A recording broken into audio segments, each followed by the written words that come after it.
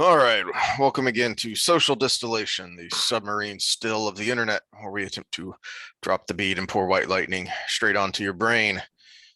Today's white lightning, we're just going to start with Samo talking about witchcraft, and then I'll complain about diet crap. Well, first, a little mini rant. We've talked about Bill Maher before. He was just on Rogan, and it was a decent interview. And he ranted against the left a lot, and a lot of righties are like, yeah, see, even he's going after it and everything. But if you really listen to the whole interview, obviously these people haven't listened to it. When it comes to Democrat versus Republican, he still identifies as a Democrat, and he still shows his blind spots. Well, he did one of his little monologues this weekend where he showed that blind spot glaringly. And this is why I'm glad I can't identify as either party, because you have to ignore things or contradict yourself. And his rant was on, the end of democracy, and Republicans are trying to take democracy down. And he had some good examples of really stupid ass things some of these politicians are saying. And it was, but he's got a glaring blind spot. We just went through 4 years of it after Hillary was beaten in 2016. And set your clocks, people. When the elections are over in the end of this year, when Republicans most likely take back the House and maybe even the Senate, what are we going to start hearing? It was rigged, or they did this, or there was collusion, or whatever the new buzzword is for the day. And the only, and like he said in his rant, the only evidence that there's corruption is that they lost.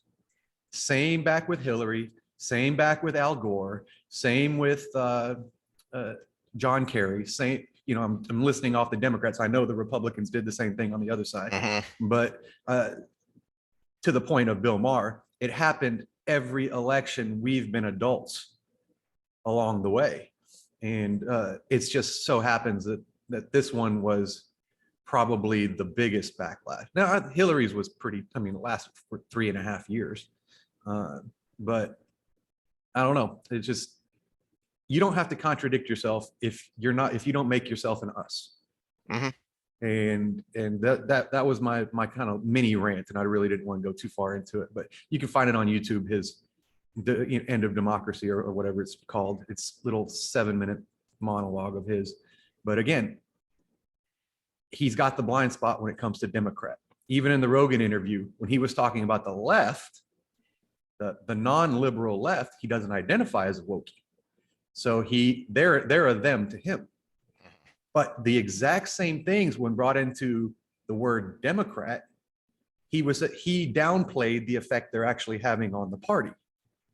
And that's where his blind spot is. I understand his mission to clean it up from the inside, but you don't deny it when you're trying to clean it up. Same on the Republican side. The big difference there is when Trump came in, it exposed the Bushes and all the establishment Republicans, whereas Bernie came in and it should have exposed the Democrat establishment as well, but it didn't. And because they didn't let it, they clamped down a lot harder on their own party than the Republicans do. Of course, we'll probably see that differently going forward, but that's my rant. I just wanted to get a little bit on tribalism and how you get a big blind spot, not just a hatred of the other side, but an ignoring of your own side. Now into the fun stuff. After you put your 2 cents in. Well, no, keeping it, I'll try and keep it short, because there are a lot of different directions I can go with what you said. But I think the most important part is to your concluding point there, that if you make politics a team sport, it's just the D's versus the R's, the red jersey versus the blue jersey, then it lets you rationalize and excuse or ignore bad behavior. And all you're doing is empowering the people at the top who don't give a damn about any of us, no matter the party, no matter the team jersey. They're all doing the same kinds of things. So, if you're if all you care about is getting in there and, red wave and voting out the Democrats to show Biden, and then you're going to clock out and go back to your life and just ignore what's going on because you did your duty, you did your American duty by voting for everyone with an R after their name this November. All right, well, the powers that be in the Republican Party are for themselves, not for you. So all you're doing by turning a blind eye to that is empowering those people. Same with Mauer on the Democrats. Well, here's an interesting concept. We can see this back and forth where the Democrats do something stupid. And in this case, they've gone too woke, and all the downstream effects of that because of how they got into power again. And you see that vote shift go to the Republicans because, again, vote the blues out and everything. You can vote the blues out without voting Republican. Mm-hmm. And that actually, to me, would send a bigger message because, say it's 49 to 51, the vote split in a certain place, and it keeps shifting back and forth, 51 to 49, 49 to 51. What if it ends up 47 to 51?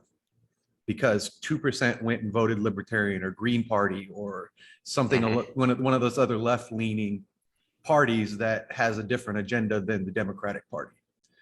Or, in the areas where the right side is taking too much of a hold and using this hatred of the left at the moment to swing things the other way. Again, Libertarian Party could be either way, depending on what your social safety net status is, right? But then there's other parties, like you said, the Federalist Party, or the Congressional Party, or I don't know which ones are active at the moment, but the Constitution Party puts up a lot of candidates. More importantly, we've already passed this point, but it'll come back around again. Pay attention in the fricking primaries. I'm still disgusted that 70% of Republican voters voted for Greg Abbott in the primary. Mm-hmm. We couldn't get more options than that. Were you not paying attention to all the crap that he did until it was almost primary time? Then he started doing lots of, photo op crap. Stop getting blinded by the photo op crap. Stop just sharing links because you see a headline. Actually read the freaking article. Actually look at the freaking candidate and what they've been doing, not what they're doing right now that it's time to get your attention for a vote. And everybody talks about sending a message. If you want to send a message, vote the party that's on your leaning side that has the ideas you want to see happen in the Republican and Democrat Party, because then they'll get the message, oh, we had voters leave, but they didn't just vote straight opposite side to vote us out. Mm-hmm. They left and voted for this thing. Again, Green Party on the left. They voted for this thing. Well, what are the Green Party's ideas on environment? Or they voted Libertarian. Oh, maybe we are getting too authoritarian. Or they voted Federalist Party. Maybe states' right is an issue on the red side. So I think it sends more of a message because it's a pointed message. It's not just, we're mad at you, slam the door and leave, only to come back later when you're mad at the other side. All right, that's enough of that. That's going to rile me up. Fun stuff. Okay, again, back to some subjects that we bring up in our book series that are more, that actually have, scientific or social issues attached to them. And it actually, as we go through these books, they kind of almost give us topics to talk about because they're really cool. And one of the things that came up was that feeling of time slowing down in an emergency situation. And I need to get my notes up. I forgot to do that. This person was put in a life or death situation, and it was described as that feeling of time slowing down. And I think most of us have gone through that at least to a little bit. If you've ever been in an auto accident, that's probably the easiest example.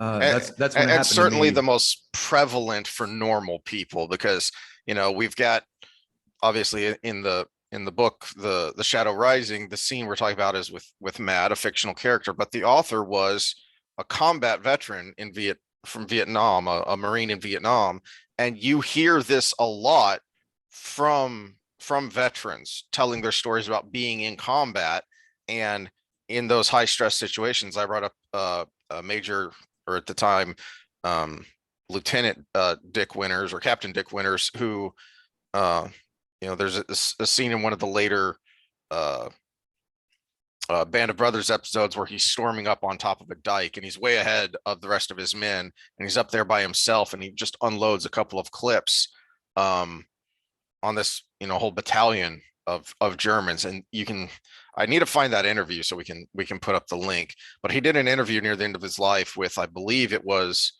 his congressional representative, who just wanted to talk to him and get his reminiscences on film for posterity. And he talked more in depth about that time, about that incident, and he talked about how time slowed down. All the Germans seemed to be moving in slow motion to him, which is one of the reasons he was still alive. One of the reasons he lived through that incident. Well, the science on it, the literature, I should say, on it is actually relatively recent, because up until about 2010, 2012, the initial thought was it's a memory effect. It's not actually what you're feeling in real time. It's your recollection of the event. Which makes a lot of sense. It does make sense on the surface. It makes sense on the surface. But it's the idea that there's so many stimulated memories in that short time that when you look back, you get this sense that it slowed, and you're recanting it in your mind. But again, it sounds good on the surface, and there is a perceptual edge to that, because when you're describing it to somebody else later, you are recounting it as you go. But those of us that have been through it, it does feel that way in real time. And so there's no accounting for that, why it feels like that in real time. And you actually see the opposite is true a lot of times, is the less stimulus, the longer time seems to go. So if anybody wants a good resource on a lot of neuroscience, Andrew Huberman Labs is a great podcast. You'll basically get the 3-hour versions of a lot of things we talk about here in 20 minutes or so.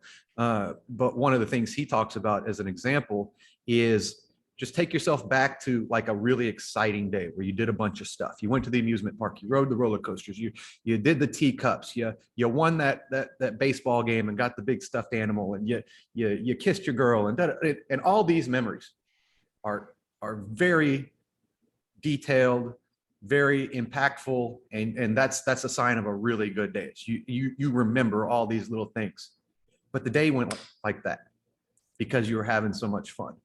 Now imagine yourself in a doctor's office with no pictures on the walls, waiting for the doctor. Time goes like this, and then when you think back on it, you almost remember nothing. You say, "Oh, I was bored." You don't remember the fly that landed on the wall. You don't remember, that the chart you looked at that happened to be sitting next to you. You don't remember any of that stuff. You just remember being bored. So you get the opposite effect. You get a slowing effect because there is no stimulus in the moment, but then you have a fast forward effect when you try to recollect things. So that's the other part that makes it go the theory go a little awry. So more people started looking into it, and it's actually kind of cool. So one of the predominant kind of hypothesis on this is you actually, in the moment, I brought up the limbic system last time. Maybe it's because he was more limbically responsive, that because that system is so much faster than the cognitive system, it actually makes it feel like time is going slower because a faster system is going. Well, there's a little bit to that, but it's more of that. It's actually the limbic system starts it, and you release a bunch of adrenaline into the brain, as well as all the other hormones that are fight or flight. And those chemicals speed up the frame rate of your frontal cortex. So the fight or flight is adaptive to stimulate the frontal cortex and allows for faster processing of information, and therefore giving that faster frame rate to the stimulus. And this is probably the most likely response because it would be a survival response. If our perception of time slows down in an emergency, we're more likely to evade that situation. There's a second part to it, though, where we talk about one way to slow down time, and this is when we talk about, we can get into athletic psychology as well, is focusing, getting in that what we call, which your athletes would probably call the zone. They say time slows down. It slows down for me when I get in the zone. Well, now we've got a kind of a tunnel vision focused effect. And so you're only focused on the danger. Everything around you, you know, in that scene, he doesn't describe anything else but the danger. Of course, it's a book, so that's the most important thing to describe. But in real life, think of that auto accident you were in. You remember, in mine, I got T-boned and I spun. And that's where the slow-mo was that spinning of the vehicle. I remember trying to counter steer, and I remember all of those things in slow-mo, but I can't tell you how many cars were around me, or I couldn't tell you what the color of the car that hit me was, or any of that. So you actually lose that outside stimulus, and you're focused only on the danger, which causes that zone effect. So you've got the hormonal stimulus plus that zone effect, and now you've got this slowing of time perceptually. Because remember, the chemical reactions in the body are like that. You know, tens of millions just to blink an eye, because that's what it takes to blink an eye, right? So now you're actually, your perception is catching up to the chemical and the physical nature of what's around you. So that's kind of the prevailing thought on the subject as we go forward. I thought of an example, because you mentioned, you use the word frame rate for how we see, and there is I just looked it up, and annoyingly it's not up anymore, but there was a documentary on Netflix a while back called Fastball, and it was about the science of the fastball, and it was really impressive and scientifically proved that Nolan Ryan was the best pitcher ever, which we already knew, but I digress. But it there were people, you know, former players who swear that if you throw a ball hard enough, it will rise. A physicist will tell you that is against the laws of physics. It literally cannot happen. Okay. And they explained, though, they showed, and one of the things that was cool about it is they had some like MIT and Harvard physicists who are big baseball nerds explaining the physics, like actually showing the physics equations, and as well as neurobiologists, because frame rate is a good term for how we see, because we're seeing in snapshots as we see a thing, and then that image from our eye has to travel back to our brain. Our brain tells us what that is, and then that keeps going back and forth. Well, as a ball approaches 100 miles an hour, it's going faster than that can happen, especially in that short span of 60 feet, 6 inches from mound to plate. So it seems like it's rising, because what your brain is doing is it's seeing something coming towards you, and it's anticipating that it is going to follow this line, right? It's basically, it's filling in the gaps between those frames. Well, the reason the ball seems to rise when you hit 100 or more miles per hour is because your brain is expecting the ball to be here, but it skipped some frames. It came in so fast. But you could get it to rise if you spun it the right way. It's called the Magnus Effect. That's how you get a curveball. Yes, but a physicist will tell you that is physically impossible for a human in our gravitational pull. To get it to spin the right way and lift, Yes. all you need to do is have a backspin. But a human being cannot impart enough backspin given the structure of the ball and the gravitational constant. I'll have to see what you were talking about, because they may be talking about with no spin. You can't just throw it hard enough, it will rise. But if you spin no, they it, talked about the spin, that because that's, I mean, why, it'd be really difficult because you'd have to sidewind that thing, and very few pitchers can sidewind over 80 miles an hour. But no, they talked about the spin specifically when they were addressing that, that it is physically impossible. I'll have to watch it. It sounds like something I could be wrong. It just seems like it should be physically possible, especially if you cheat and you use a little resin. But but back to the other one is how long this lasts. We were talking about in our other episode, he had multiple things he had to fight, right? So it was this kind of a semi-long process in his mind, at least, even though it probably went like that.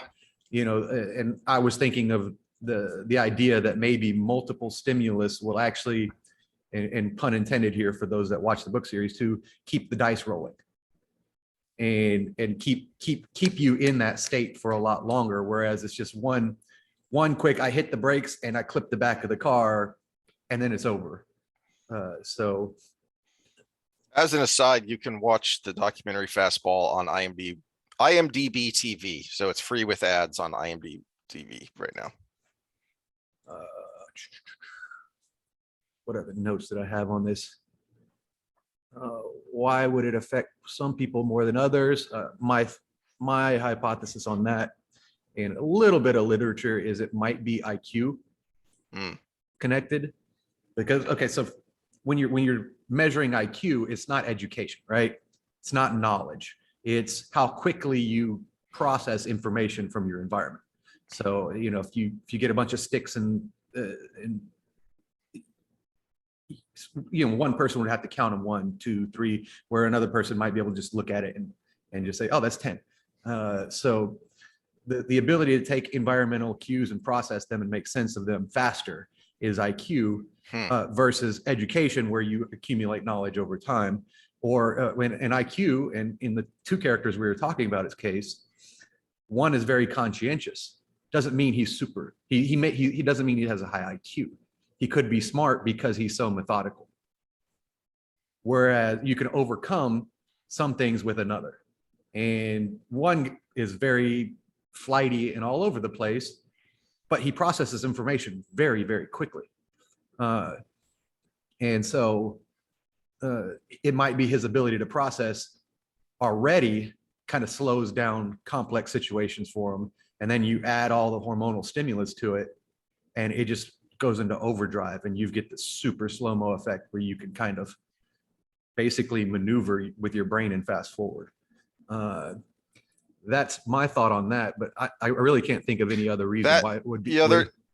The anecdotes I can think of, the real life anecdotes where this has happened, I thought of another one. If you've seen the movie We Were Soldiers, there's a scene where there's a friendly fire incident where some napalm canisters are dropped on some of the US soldiers. And in the movie, those canisters start to tumble in slow-mo.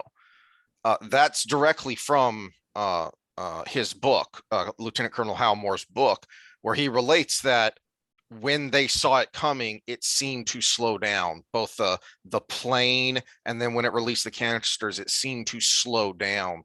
And like Major Winters, Moore is a highly intelligent person that if you read their biographies, as well as if you listen to other people talk about them, that the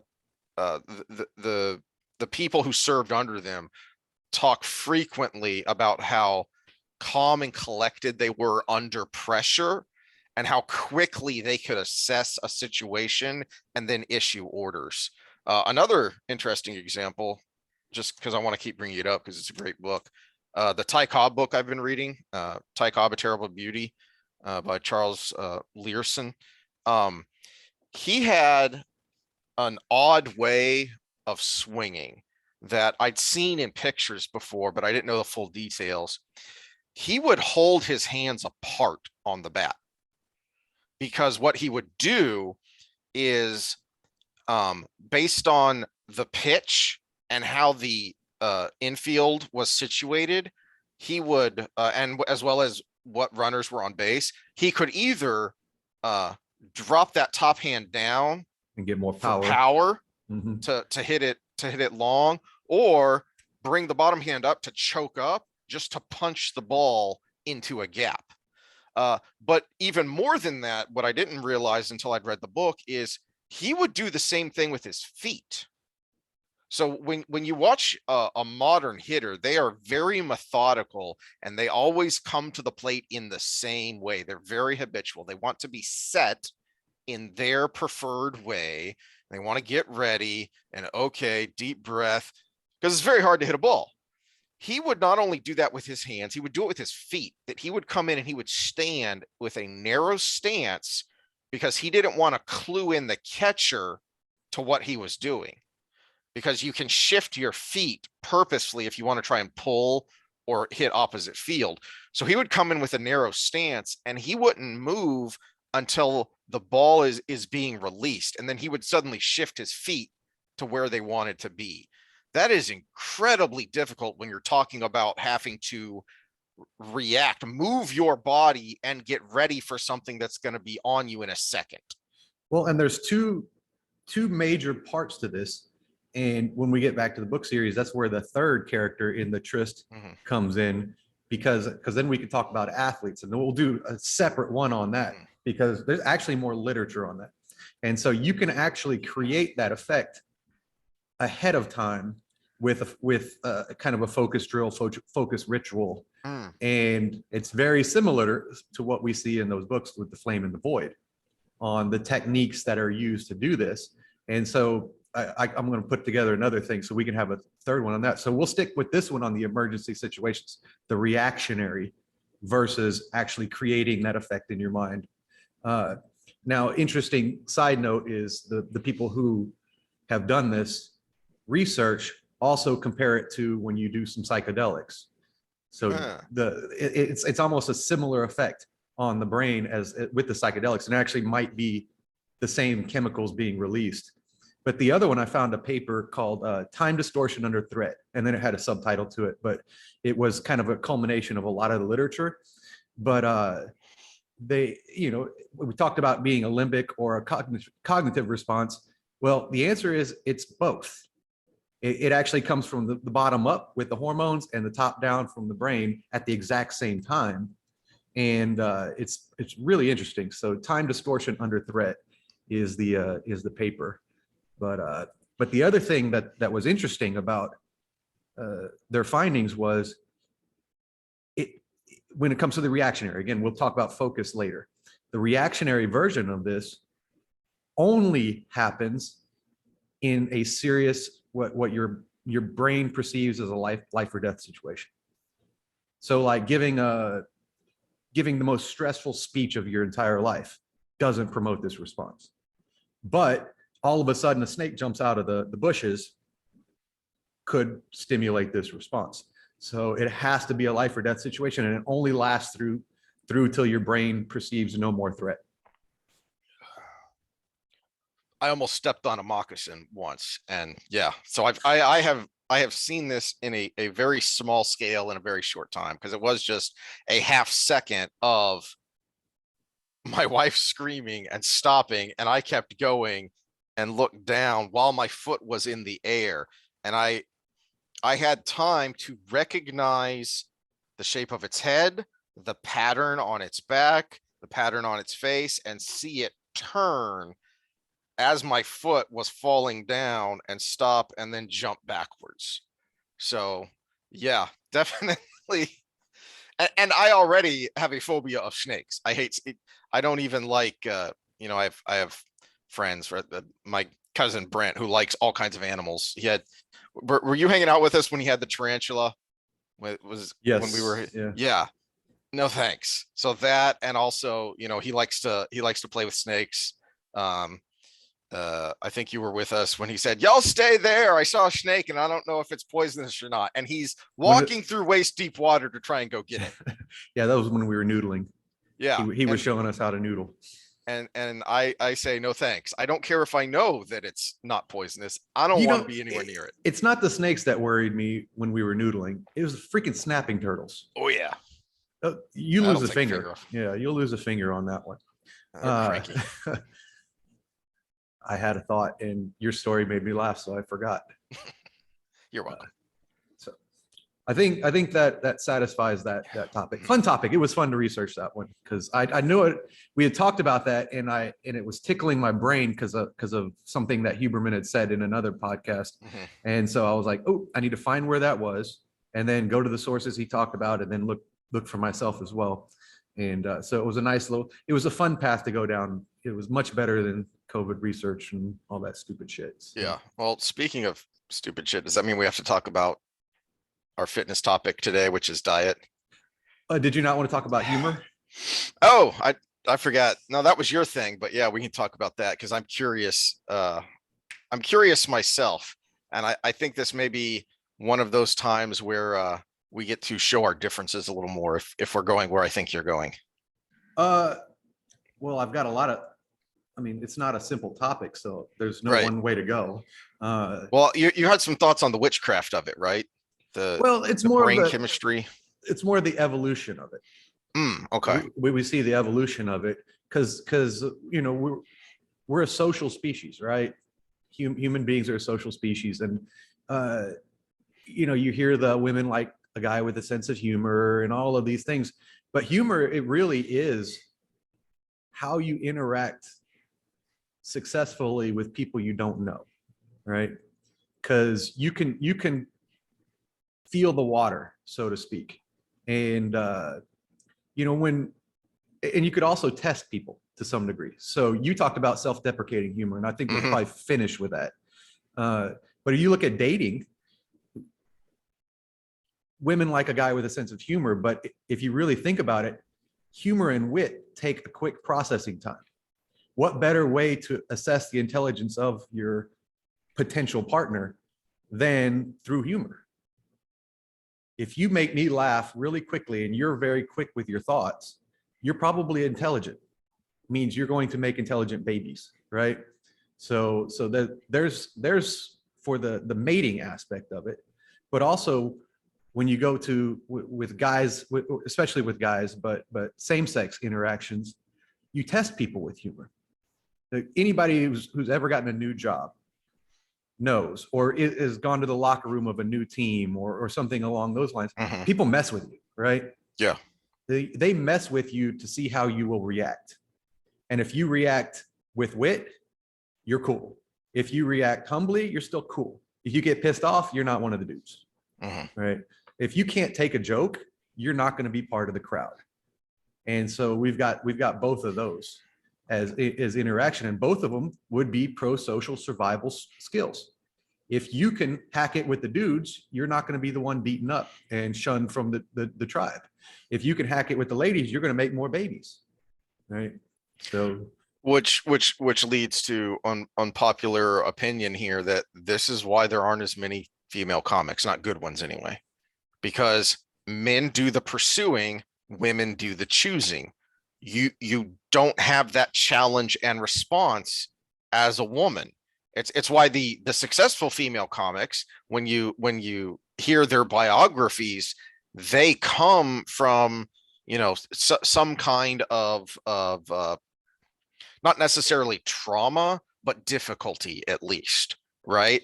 And you get that with the guys a lot too, but a lot of times it's just, I was the class clown. I liked making people laugh. I wanted to make people laugh with the guys versus with women who are successful comics. There's there's something psychological there that kind of pushed them to it, because generally speaking, you don't have to. You let the prospective mate come to you, and then you choose which one. And for a guy, it's not just the you know, the assessing your wit part that may be in the back of her mind, but simply on a base level, it's just making someone feel comfortable. Mhm. Which, if you're going to be around someone, whether as a friend or as a romantic relationship, you want to be around people who make you feel comfortable. And Well, humor there's is a good also way to relax. there's also the chemical response of just laughter. Yes. Gives you that cascade of good emotions. Mm-hmm. So it's, again, this has got so many tendrils going around, but that's actually indicative of any real social trait we have. There is no we are this way because of this one thing, right? We're violent because you have an overactive amygdala and the alpha, or MOA alpha gene. You're violent. Okay. No, there is no one thing. There are all these intertwined, interweaving things. So yes, you give them that dopamine hit, you make them feel comfortable, and you're displaying your wit, your intelligence, your ability to communicate with people, which is, again, a good skill you want your children to have, because it does me no good to be successful if I don't make a successful Ben, right? Because I'm going to die and rot away, and he will live on and hopefully have his own children who will live on, who hopefully have their own children, et cetera, down the line. And hopefully we have a planet by then. But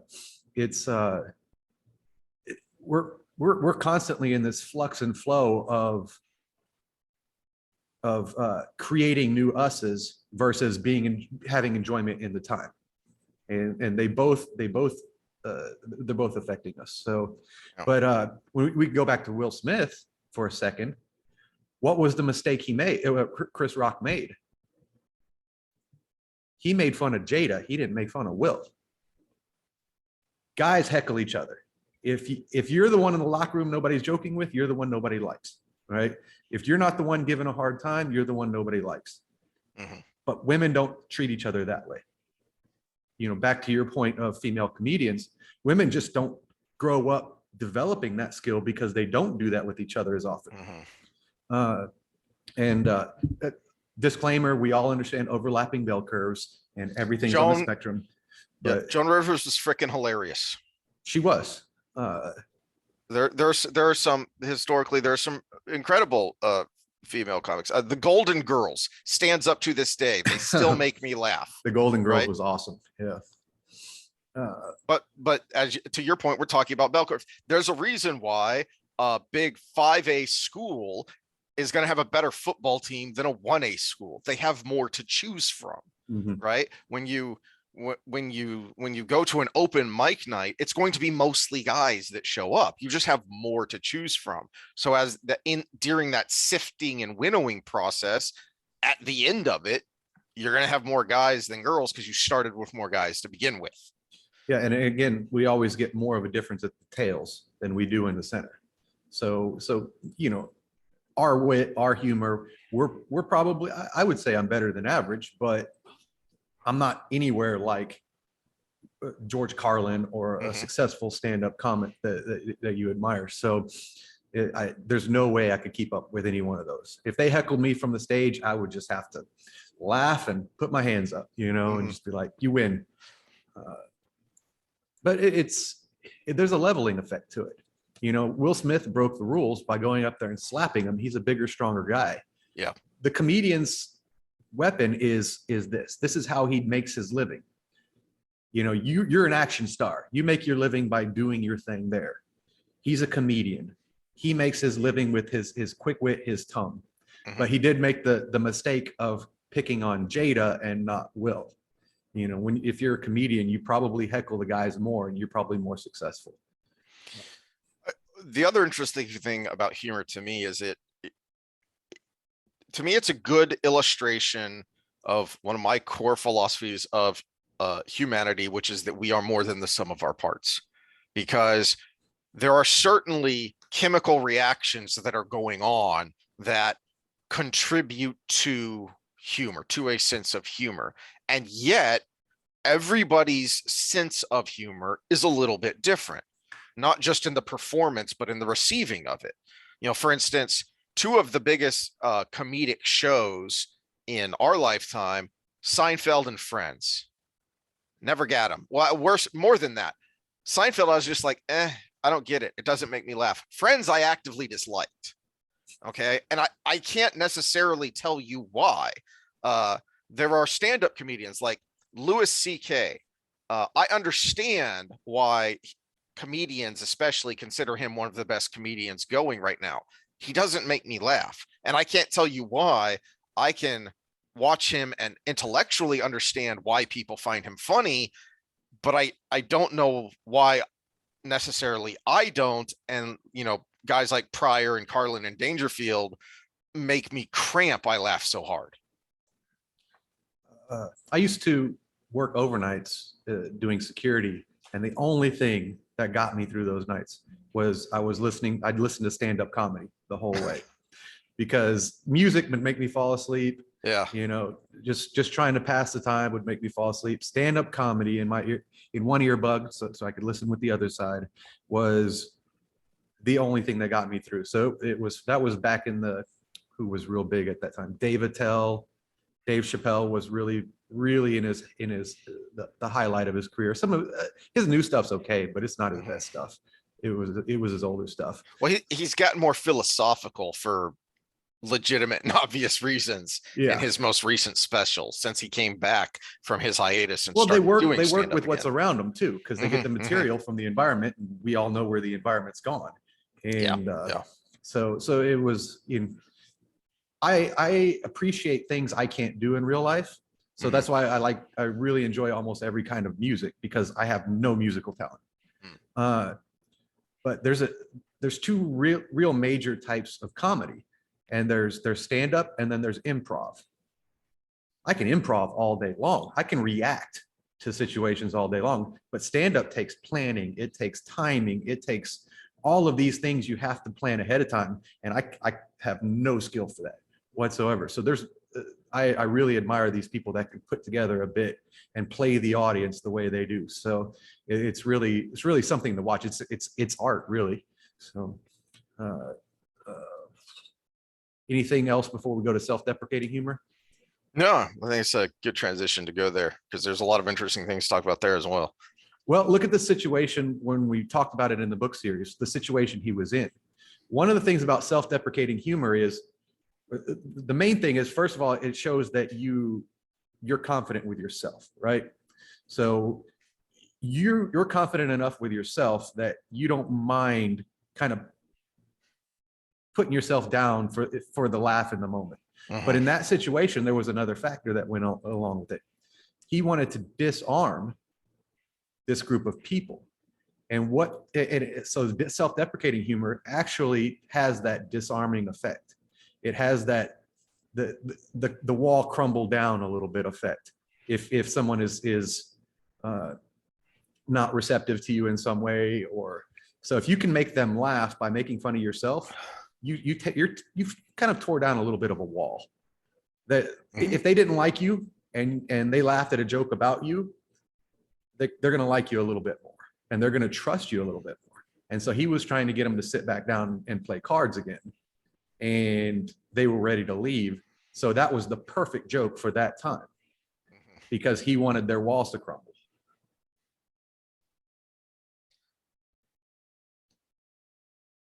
There's an interesting kind of dynamic between males when it comes to self-deprecation, because sometimes we'll do it to ourselves, but a lot of times, and I feel like most time, we're doing it to each other. It is I think there is a self-deprecating element of insult humor, especially when you get a group of guys and they're all insulting each other, and that's how we laugh. That's how we bond.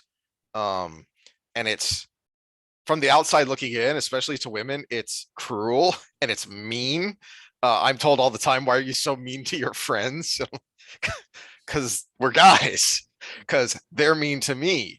And when they're mean, I laugh, so I didn't tell the joke about myself, but if one of my friends insults me, generally speaking, because as friends, we know generally where those lines are, it makes me laugh at myself. And then you try and give as good as you get. and try and make them laugh at themselves. We generally know where those lines are, but Generally, sometimes, yes. but that's where the group just says, well, that one was a little too far. Mm-hmm. That's your warning shot, you know? Mm-hmm. And then maybe every once in a while you get into a little scuffle, but that's also maybe one of the reasons why guys kind of evolve to joke with each other this way, is because we have no problem also getting into a little bit of a fist fight and then still being friends later. Yeah, You know? that's a good point that I hadn't considered. Is something Peterson talks about a lot, is that one of the dynamics of between men that women don't understand is there is always the inherent threat of violence. It doesn't have to be an actual threat. You don't have to present even a threatening posture, but it's always there in the back of your mind because we are aggressive physical beings. So that insult humor is a way to test those waters and figure out where do we stand with each other, and how do we, how do we posture like a peacock without actually coming to blows. Well, let's go back to workplace interaction. And this is why I hate a lot of the directions some of these movements have gone, because the original movements were all about equal opportunity, right? Versus equal outcomes. Mm-hmm. Now, when it was equal opportunity and people still had a sense of humor, who were the ladies that excelled in the man's world? That jumped the ladder, that broke through glass ceilings. Mm-hmm. If they were described in their office, they were one of the guys. Yeah. It wasn't this person that's turned off by all the guys joking around with each other. And it was that girl that had that sense of humor. The far end of the bell curve for females. And it doesn't even have to be having that sense of humor either, so long as you at least get it, so long as you at least understand what's going on here. And rather than getting offended, you can at least just roll your eyes, even if it doesn't make you laugh, even if you don't give back, and interact, you can just roll your eyes and tell them, tell them they're stupid, tell them they're mean, tell them it's too far. That's fine. Nobody's going to care about that. You're still going to be one of the guys. We all have friends within our own friend group who don't necessarily participate in that interaction, in that insult comedy give and take, but they're still part of the group because they don't get their knickers in a bunch and storm off. Yeah, I was gonna say the only requirement is not to engage, it's to just not overreact. Mm-hmm. It's to not pull the mood down for everybody else, I should say. So if this uplifting thing is happening in the workplace, that's called camaraderie, right? Mm-hmm. That's bonding. That's developing a group attitude with a goal, which is your job, right? Yeah. So if all the salesmen are having a great time together, they're probably not undercutting each other, and they're probably going for everybody does well. Whereas they sit on separate sides of the sales floor and never talk to each other, they're probably trying to scalp each other's clients. And you could read a lot in a workplace Mm-hmm. by how interactive the group is with each other. And humor is probably one of the biggest bonding elements we have in our social life. Yeah. And for good reason, because it also gives us those nice, pleasant hormones that make us feel good. And it's why it's so freaking dangerous that, and you made the point that, this isn't new. This started a while back, as these, the ideas began to mutate and become bastardized away from just equal opportunity. That, and it started with PC culture. That, oh, well, we just want people to be nice. Okay, well, but you're destroying humor, and now we've come to the extreme that people were warning about in the 90s, when people were talking about PC, about people being politically correct, where now you have comedians who are being canceled, comedians who are being shouted down on stage, comedians who are being slapped on live TV. So this is what people were warning about in the 90s when they were complaining that, PC culture, PC ideas are a problem and are going to go too far. And now you have lefty people realizing, oh wow, we've gone too far. The regressive left has gone way too far, because now it's them who are being threatened. It's them who are having to deal with this. Mm-hmm. And that's why, people like Bill Maher are suddenly going, oh, okay, yeah, I'm on your side, at least when it comes to the idea of cancel culture. And we're so mentally selective with our tribalism because he is comedian entertainer. That is his identity, right? And he probably wouldn't have the issues with the regressive woke left side if they weren't coming after comedians. Mm-hmm. If comedians were safe from that, and just every other normal person in the world was getting canceled, business people, politicians, you name the other industry. If they weren't coming after comedians, he probably would still be just doing his thing and saying how, the Republicans are idiots and whatever his shtick is these days. So it's his tribe first and foremost is entertainer. And there are plenty of examples where it had been happening, but it hadn't been happening to him and his group. Crowder talks about this because he had to stop doing stand-up because he couldn't afford the security, or the venues where he was performing didn't have the security, and so he couldn't do it. It wasn't worth the risk. And then there are normal people who, I'm drawing a blank because it's been a while, but there was a guy who wrote a book. I was like,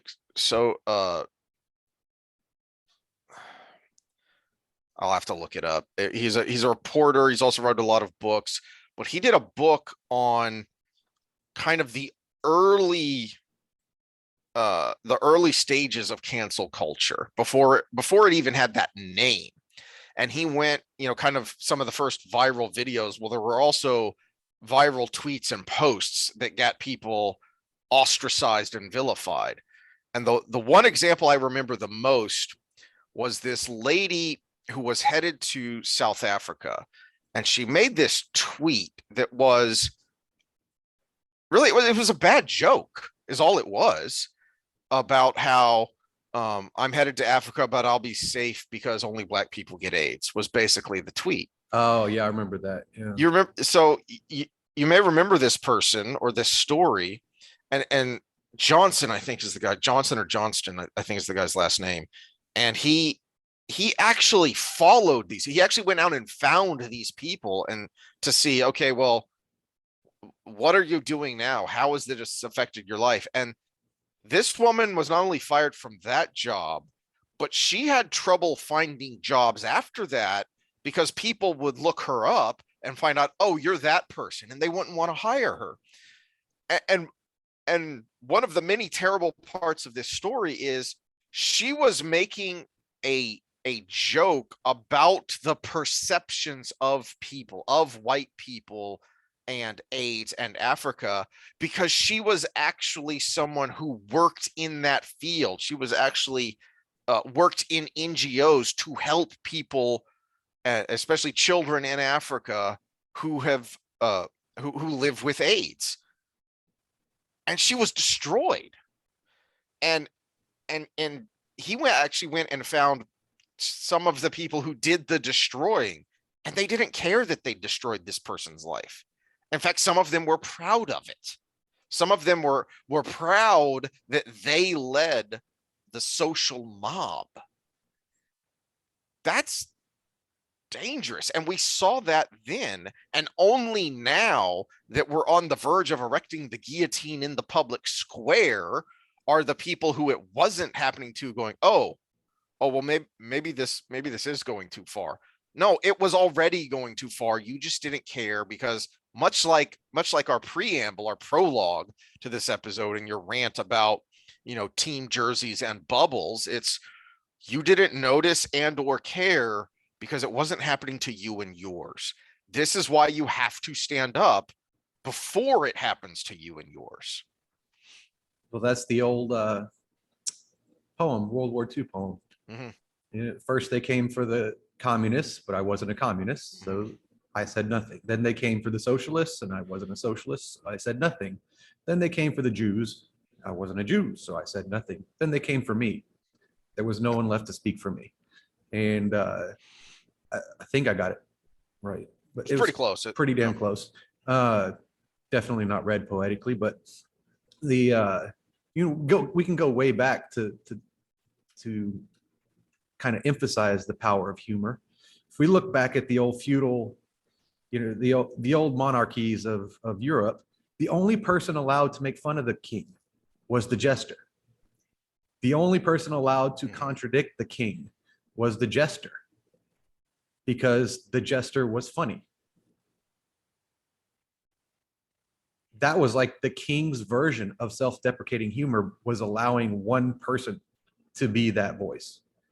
And so I think the only crime would be if you did say something not funny and it hit a nerve, you probably were done. But yeah, the jester was allowed to speak, always, until now.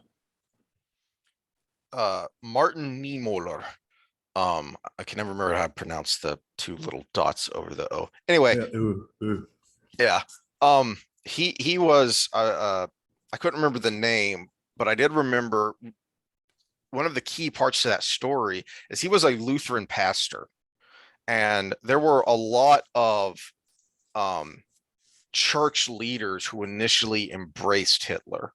And people try to say, oh, Hitler was a Christian. No, he wasn't.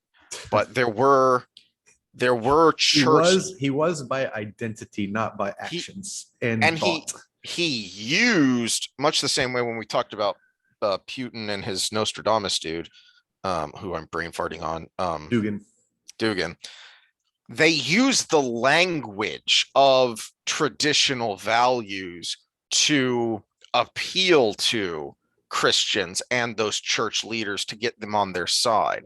And he talked, and Niemöller talked about this, and this is where his transition came from, because there's some things about him I don't necessarily like and that are disconcerting, but he's helping me. He is going to strengthen the church. He's going to strengthen the traditional values that I believe in. So I'm willing to go along. And then all of a sudden it's too late to do anything about those niggling doubts that you had, because as he says in the poem, there was no one left. Well, that ended on a more somber note than I thought it would. Well, it's annoyingly important and annoyingly topical, because, as we kind of ranted and rambled about, humor is incredibly important to our humanity and to our social interactions. And there is a tiny minority of regressive authoritarians who want to destroy it. May 1984 fiction again. There's not a lot of humor in 1984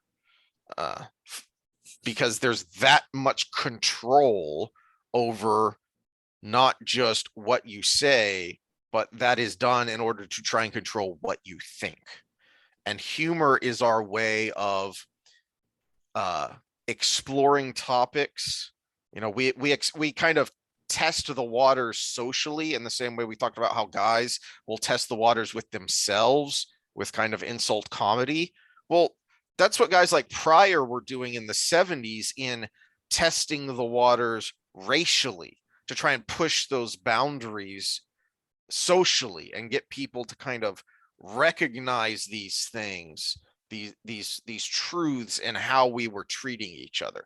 You can't do that if you're going to muzzle people because you have this particular ideology of how people should think and talk and interact with each other.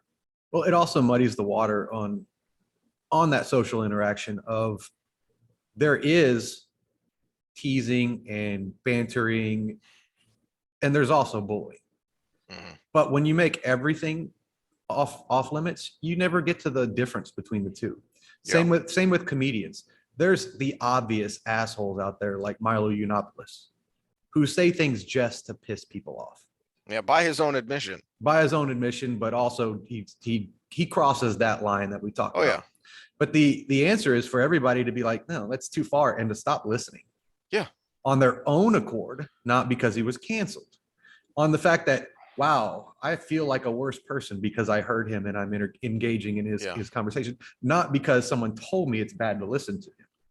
So go back. I mean, yes, he was a provocateur by his own label.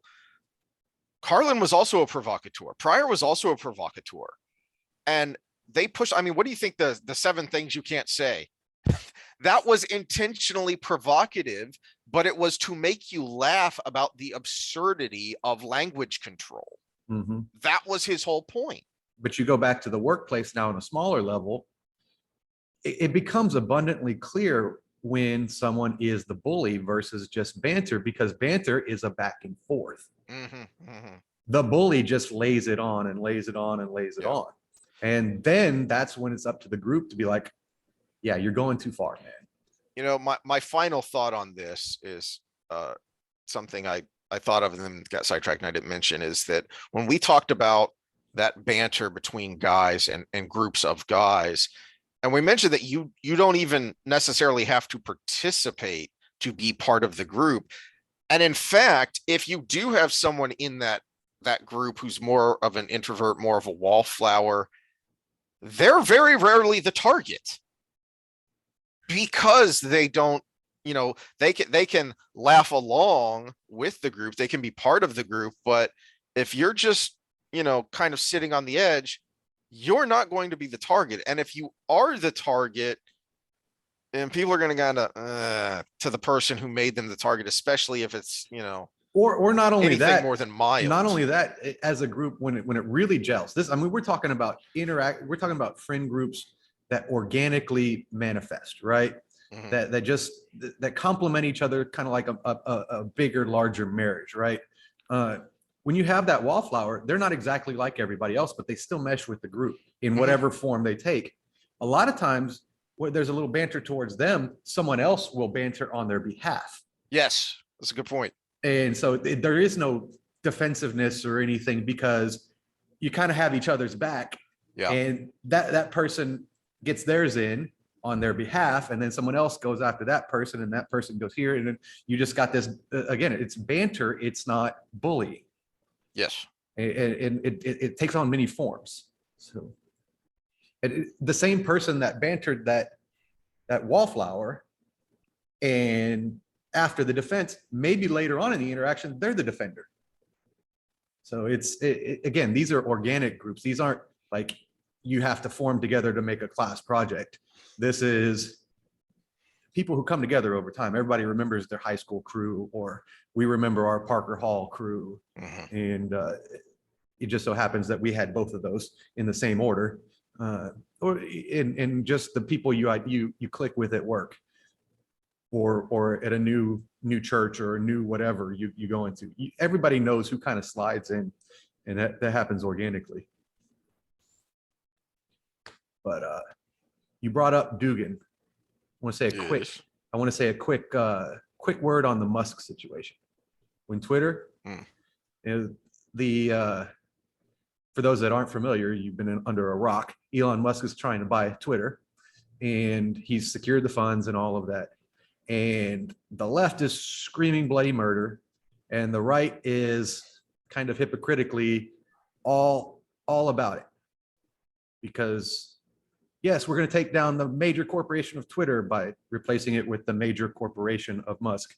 But this is why I'm excited about it, for a different reason. Not excited, but optimistic is the word. Because the biggest issue with social media now, we push aside the ad revenue marketing stuff, the biggest issue that makes that a problem is the number of bots controlling thought on the internet.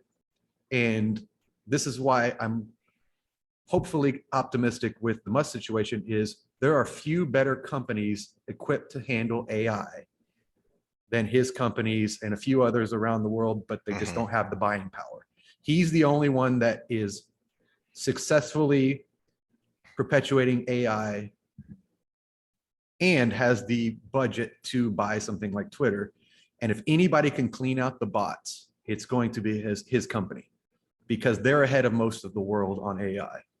And if the AI can identify the other AI and clean it out, I guarantee you overnight, if that happens, the internet becomes a better place.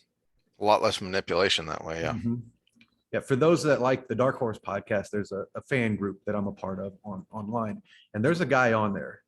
So if there's any crossover listener here that's on that same Facebook, there's a guy on there that I guarantee is a bot. First of all, he writes back a book every time you comment something, and it happens like that. It's like either this guy can type faster than anybody I've ever known, or it's a bot. And second of all, I've kind of played with this a little bit. It's always contradictory to the person that posted before.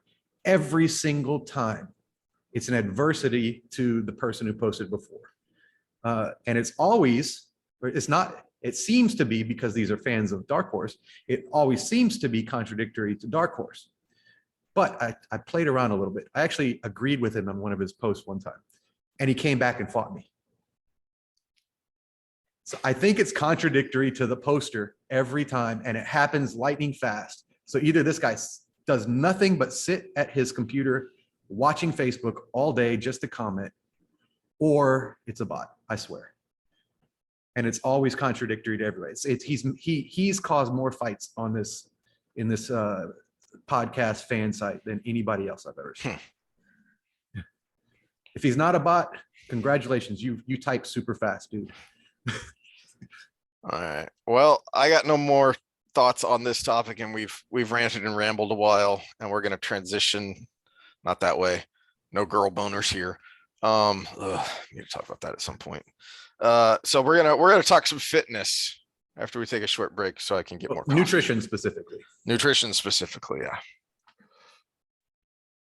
All right. After a quick break, we're going to get on to a little bit of nutrition, which means we have to have standard disclaimers. Neither of us are nutritionists.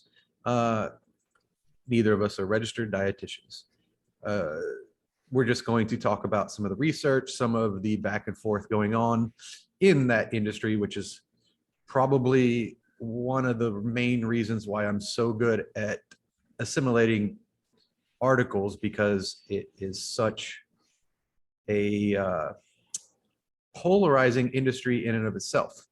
People hold to their nutrition and their diets as religions, almost. It's their identity. We don't have to go further than to see the arguments currently between the vegans and the carnivore diet crowd.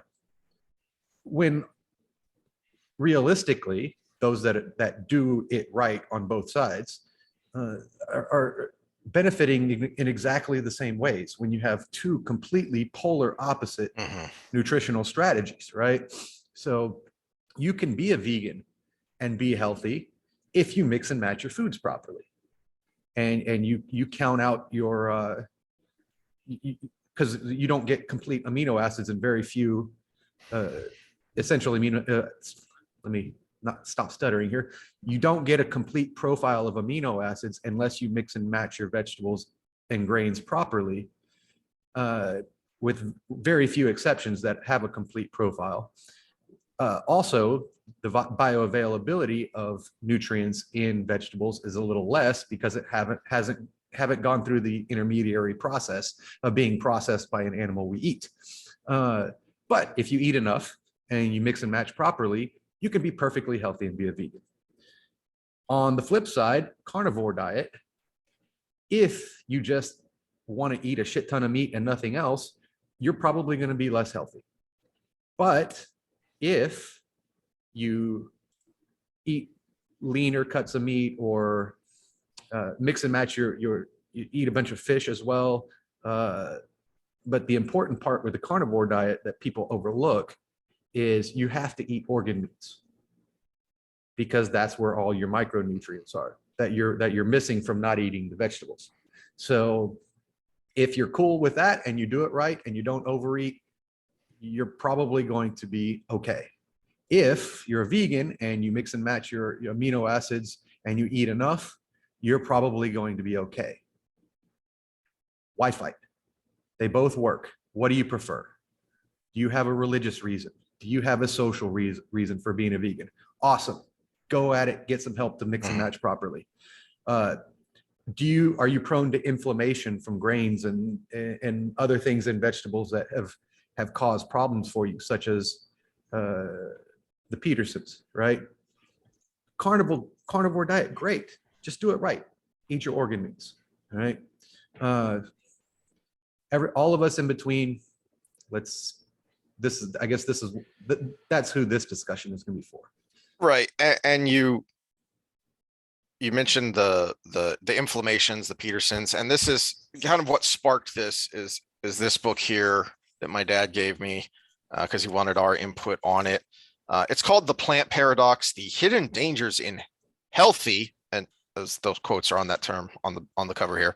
The hidden dangers in healthy foods that cause disease and weight gain. It's by a guy who's an MD.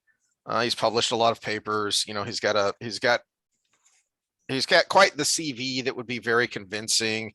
I was a little concerned right off the bat then when I saw that one of the blurbs on the back of the book was from Dr. Oz. So I was already in trouble there. But before I get into this, I was going to take a deep dive into this, but just right off the bat at the beginning of the book, I went, oh, dear me, we need to talk about just in general, fad diets, cherry picking data, and creating binary choices. That's why I kind of keyed in on you talking about the inflammation that can come from, certain vegetables, grains in some people.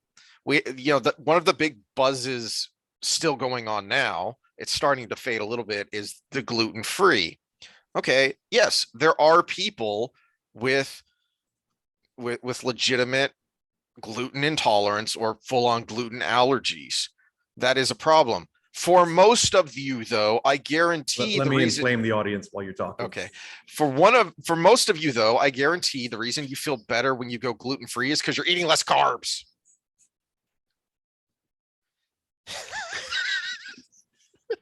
Okay, so there is something to this, but people can already, if they've listened to us to any degree, can already see where I would have problems with the title, first of all. Yeah. It's not the whiners, because some people are whiners. It's the title that says science says. Science never says anything. Yeah. Science is data. Scientists say things. People say things. The data is just the data. We're the ones that have to interpret what that means. So, for instance, I feel better when I cut gluten out of my diet. Well, you were probably eating too much. Not only that, this is what confounds everything with nutrition studies on anything, but we're going to speak specifically to gluten. Most people that start a gluten-free diet were eating gluten-containing things that were not optimal to begin with, like excess pizza or excess pasta or excess bread with something on it that might make you feel, or just in excess, period, right? So a lot of people that go on a gluten-free diet, but they were eating Subway sandwiches for lunch every day and some sort of pasta at night, they just cut out a lot of food in general, and they feel better. And so that's one of the confounding variables. The other thing is, you can self-fulfill prophecy, because the phenomenon that is your gut microbiome. So if you cut out gluten for 2 weeks, it's all going to reset. Right? You can fast for 3 days and almost deplete your microbiome. All right. So you cut out gluten for a month or so, and then you eat a piece of toast. Your stomach is going to go out to here, because you're going to be so bloated, because you don't have the microbiome to be able to handle that anymore. So a lot of it's self-fulfilled prophecy. They go on a diet that doesn't allow them to have gluten, and then they basically prove themselves right by going back and having something that has gluten in it. So those are the two big confounding variables. You have a crap diet, you eat cheeseburgers every day and you go gluten-free. Well, you also got rid of everything else that's in the cheeseburger. Mm-hmm. Mm-hmm. So I think a great example of this, of what we're talking about here, a great counter example, Now you can share. is I've mentioned this before, but this guy here, Mark Hobb, Kansas State University professor, okay, and convenience store diet. So I've listened to him talk about this. This was a while back. How old is this article? 2010. Yeah. So he did eat some vegetables because he did not eat this diet at the dinner table because he has kids. So he would eat a small amount of vegetables for his dinner, as well as drink a protein shake, take a multivitamin, so that he would get the nutrients that are necessary. But I believe in this article somewhere down here, it says that 3/4 of his diets were snack foods. So nutty bars, powdered donuts, Twinkies, Oreos, all this stuff. Okay. And he put himself on an 1,800 calorie diet. A man of Hobbs' pre-dieting size usually consumes about 2,600 daily calories. So he followed a basic principle of weight loss, consumed significantly fewer calories than he burned. Okay. What he was simply and directly trying to show here is that if your goal is weight loss, it is calories in versus calories out. Now, there are also health markers to be to consider, which a lot of these fad diets, like this book I'm going to talk about more here in a bit, they point out the health markers of this diet will make you healthier. Okay, well, is it the diet or is it the fact that you lost weight? Because he went from an overweight BMI to a normal BMI, and his bad cholesterol dropped 20%, good cholesterol increased 20%, reduces level of triglycerides 39%. I believe it also helped his. Don't make me go into cholesterol today. Yeah, I'm gonna have to go into cholesterol. But blood pressure, all these health markers also improved. So the point being, okay, acolyte zealot of this fad diet who's talking about how healthy it is the diet itself what is making your health improve, or is your health improving because you're losing weight? And being overweight causes a whole host of health problems. And again, we rail about binary choices. So those aren't necessarily binary choices. It could be that both are true. But based on the Twinkie diet, it seems like the larger contributing factor for most people is going to be simple BMI. Are you at a normal, healthier BMI, or are you carrying around a lot of extra fat deposits, which makes your body do funky things? Because we are not seals storing blubber for the winter. Well, we can be if we didn't eat during the winter. Mm-hmm. Which did happen. There's a reason why our ancestors had a very different diet from ours, because it was a constant struggle to find food. It wasn't walk over to the fridge, and pour myself a glass of milk. We're fat storing machines. Mm-hmm. We really are. The problem isn't, as he did with the snack foods, the problem isn't that these things are inherently bad for us. There are some things about that, but we'll go into that. It's nitpicking at that point. But just a general intake of food, it's not that they're inherently super bad for us. It's that they're abundant and they're tasty. An extreme example of there's arsenic in your water. If you went to your tap right now, or even filtered, and you took it to an electron microscope or a mass spectrometer, it's going to find trace amounts of arsenic. but you don't die from water, and you don't have people telling you to stop drinking water because it's going to poison you. Poison is in the dose. Heck, just the water itself could poison you if you drank too much of it, but nobody's running around saying water is poison, stop drinking water. People have died in those water drinking challenges where you try to chug a gallon of water in one sitting. People have died from those things because water in too much quantity can kill you. Same with oxygen, right? The O2 levels rise too high, you will die. You'll feel a little silly first, so it's probably not the worst way to go, but point being, you will die. One of my favorite examples is when we had this big, again, we're talking modernity versus how we survived, right? So we got this big thing with nitrates and nitrites. Increases your chances of having colon cancer by 3%.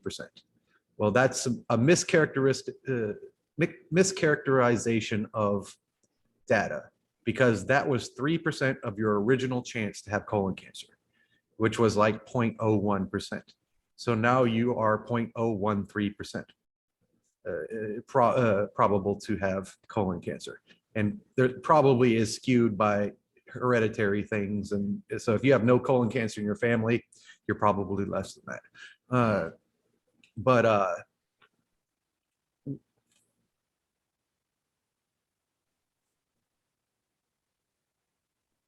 think where I was going with that. Get us back on the boat. Get us back on the road. Well, I want to go through a few more examples that are pretty well documented before I get into this book, and then we talk more generally about diet nutrition. So this one, it's a very biased site, but I'm doing it on purpose because it makes me laugh.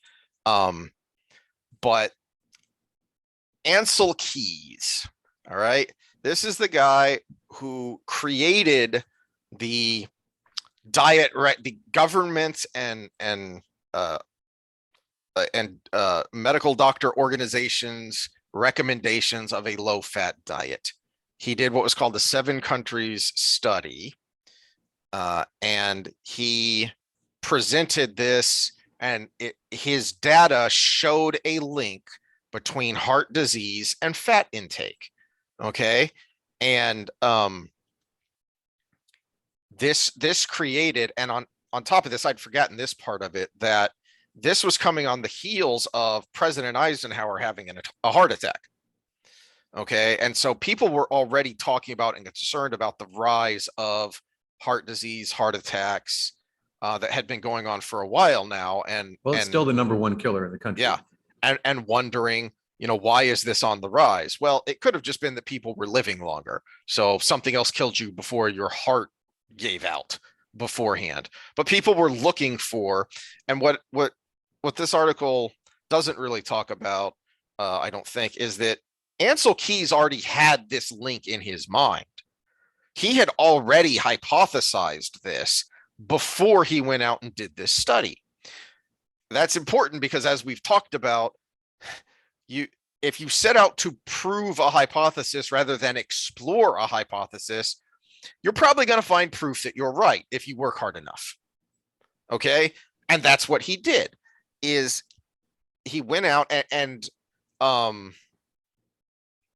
he proved this doing a study in Europe, and this is where you've probably heard of the Mediterranean diet. This is where it comes from: low in saturated fats, higher in unsaturated fats, things like olive oil. This is where olive oil as a health food came from, because there's a lot of olive oil. That is the fat that is used, rather than butter or lard. That is the fat that is used in Mediterranean style cooking. So this proved his hypothesis. Well, except that he conveniently, purposefully ignored places like France and Switzerland, which had lower incidences of heart disease than the US, but ate more saturated fat because they put butter and cream in everything. And the main thing I liked about this article that made me laugh, because it makes its point, is it showed how he cherry picked his data to show the kind of dramatic curve he wanted, and their so as they say, France, Switzerland, and Chile were outliers with high fat consumption but low instances of heart disease, all left out of Keyes' study. With all 22 countries included, there was no longer any statistical significance. Not only did Keyes cherry pick 7 countries, he bypassed one of the most important scientific notions: correlation does not equal causation. And to illustrate that, they have this graph showing that popsicles cause sunburn, because as popsicle consumption goes up, sunburn also goes up. Ipso facto, popsicles cause sunburn. When you're taking a research bias class in university, the example that always comes up with causation and correlation was toaster ovens and pregnancy. A Japanese study. They went through all these life factors that the Japanese citizens had, and the most correlating factor was toaster ovens and pregnancy, or children. And so they actually published a paper: toaster ovens cause children. Was this serious, or was this like the whatchamadoodle studies where they were setting out to show the absurdity? Please tell me. No, it was originally serious. Oh crap! But it's used as the satirical. There were some huge. Well, they didn't say they caused them, but they did say it was the biggest thing that went along with it. But toaster ovens cause pregnancy. But there was that's what when you have correlation versus causation. Correlation, because people in Japan at that time, it was mid 1900s, who had a home and a family, or were working on a family, were also the people that could afford a toaster oven, which was very popular form of cooking your food. So they because they were in a situation where they were ready to have a family, that also is the time where you're going to get pregnant and have kids if you're planning things ahead of time. Yeah. So toaster ovens and pregnancy went together more than anything else. So popsicles and sunburns, well, you eat popsicles in the summer when you're out on the beach usually. So yeah, correlation versus causation. Now it's more serious on the saturated fat realm, because that was cherry picking. That's not a correlation that we use to our advantage. And the other problematic part is there's a massive difference between olive oil and Crisco. And this study just so happened to coincide with the Crisco lobby. And it basically switched almost every kitchen. Now, Crisco has been around since like 1910 or 1911 or something like that. But it's what flipped the switch and actually led to the giant marketing campaigns in the early 60s, where Crisco overtook lard as the major fat source in cooking and frying and et cetera. So Crisco is an industrialized fat made from vegetables, right? It is not the way it comes in nature. Whereas olive oil is just squeezed from olives. And it also is high in omega-3s versus corn, or that's where they predominantly get vegetable oil, I think, is corn. For those of the vegetable oil squeezed from corn is by far, it gets you through the day when it comes to survival, but it is not on a level with something that comes from an olive or something that comes from a real vegetable source. There's even a whole mess of literature that's saying corn shouldn't even be considered a vegetable. It should be considered a grain. Yeah.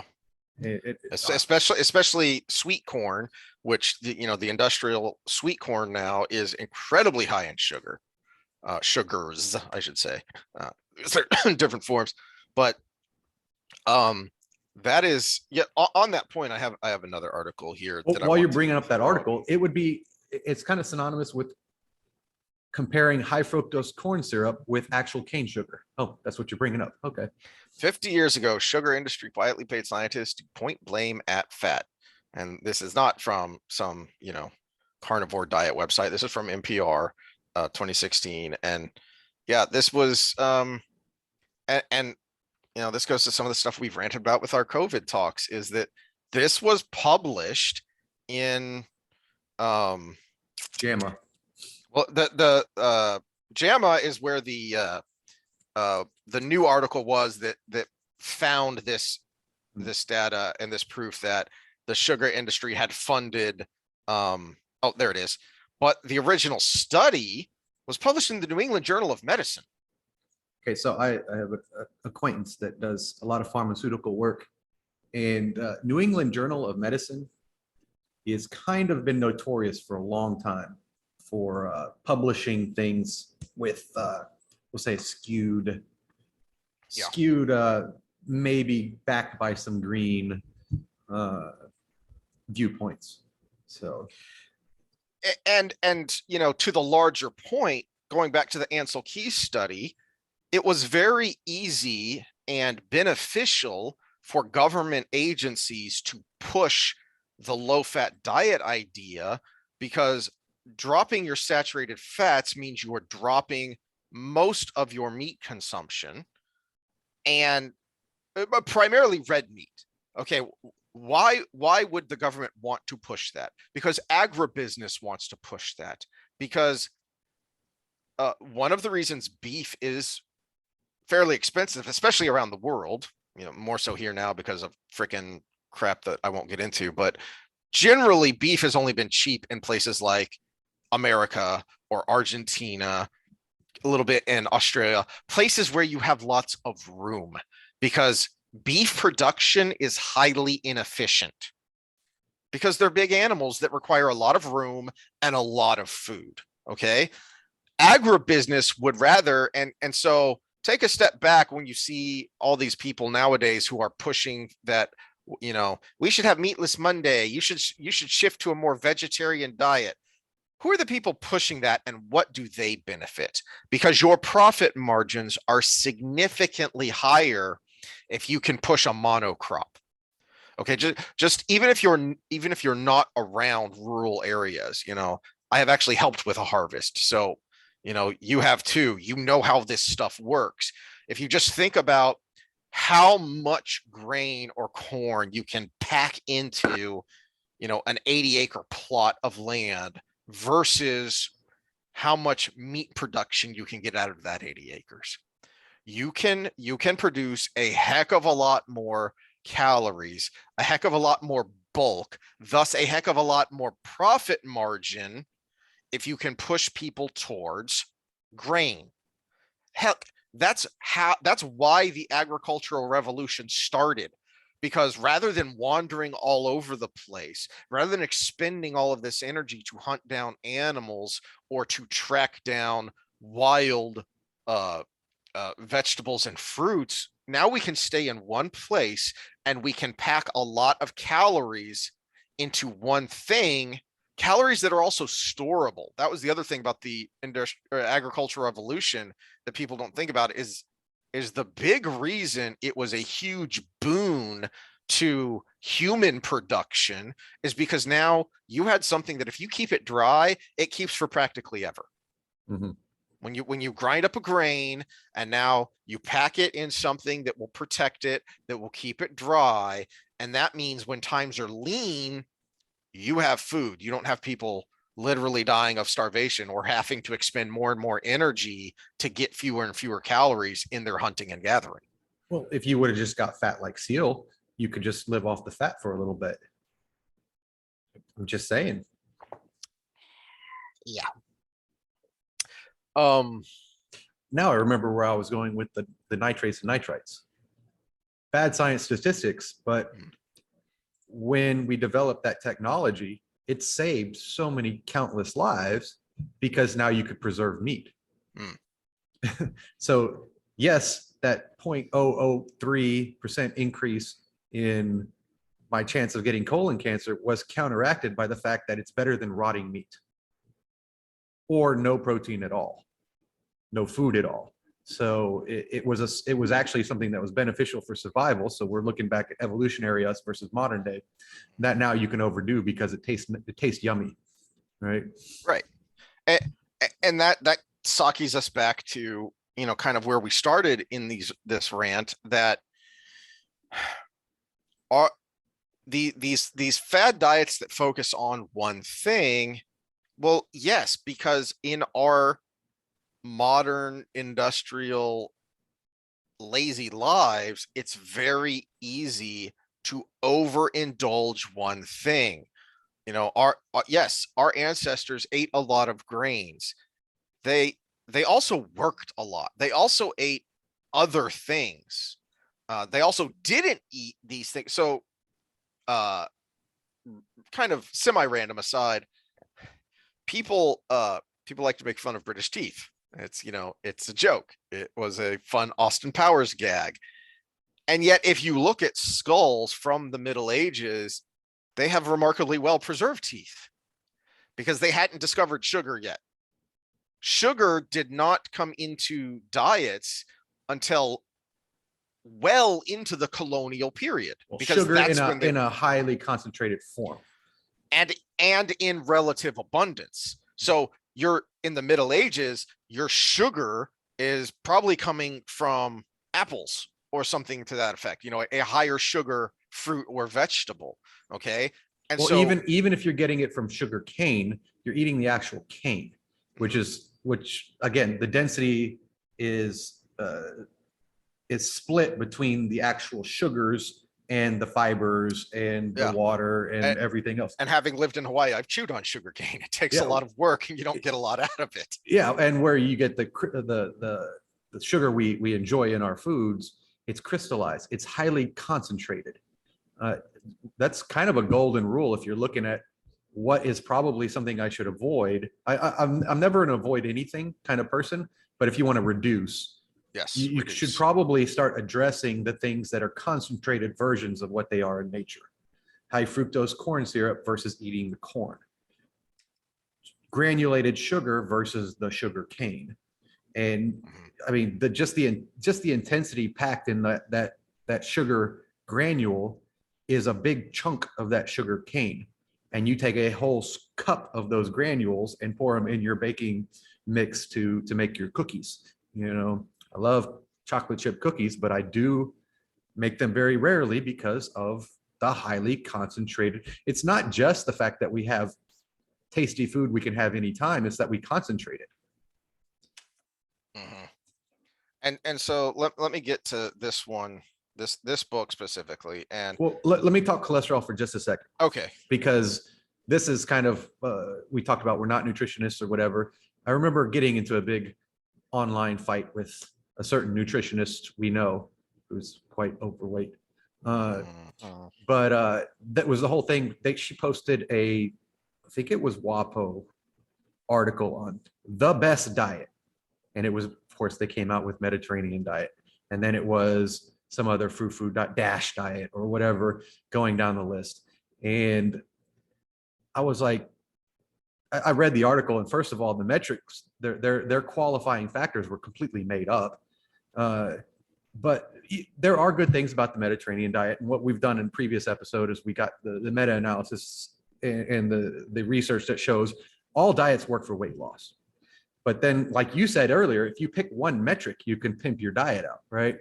And the whole argument, the absolute the only thing they had to say, because I'm more of a more well-balanced type person, and I think Mediterranean does fail in some of those other metrics, especially if you're an athlete and train and you're concerned about any kind of muscle mass. Especially if you get, or with any of those, if you just get easily food bored.